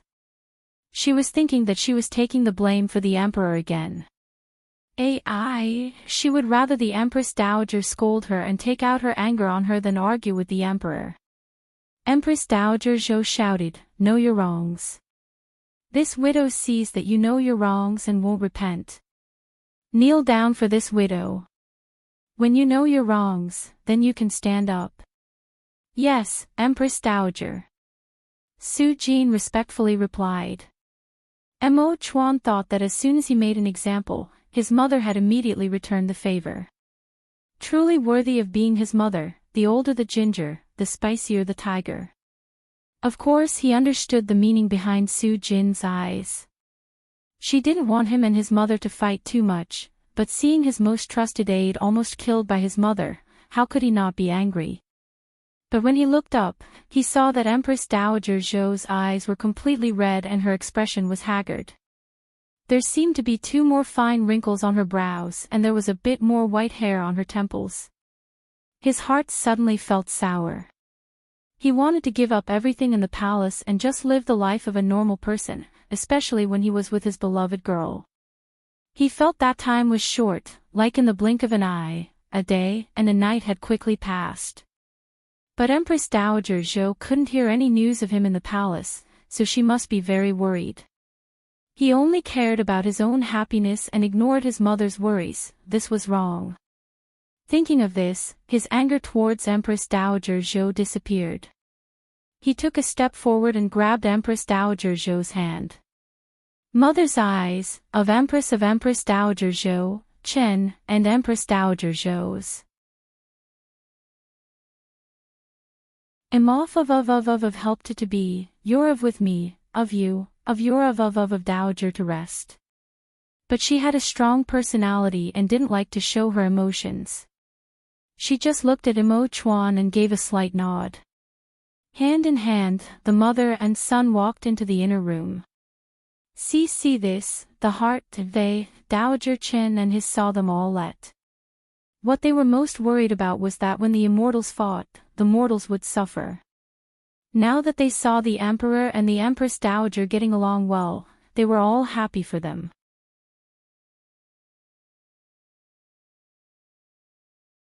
Chapter 849. Dr. Zhang, it's been hard on you.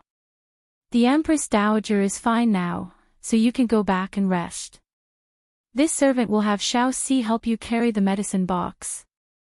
She gave Dr. Zhang's medicine box to Xiao Si on the side and also placed the blood circulation ointment in his hand. Xiao Si, is your injury all right? She asked. Many thanks Aunt Su Jin for asking for leniency for this servant.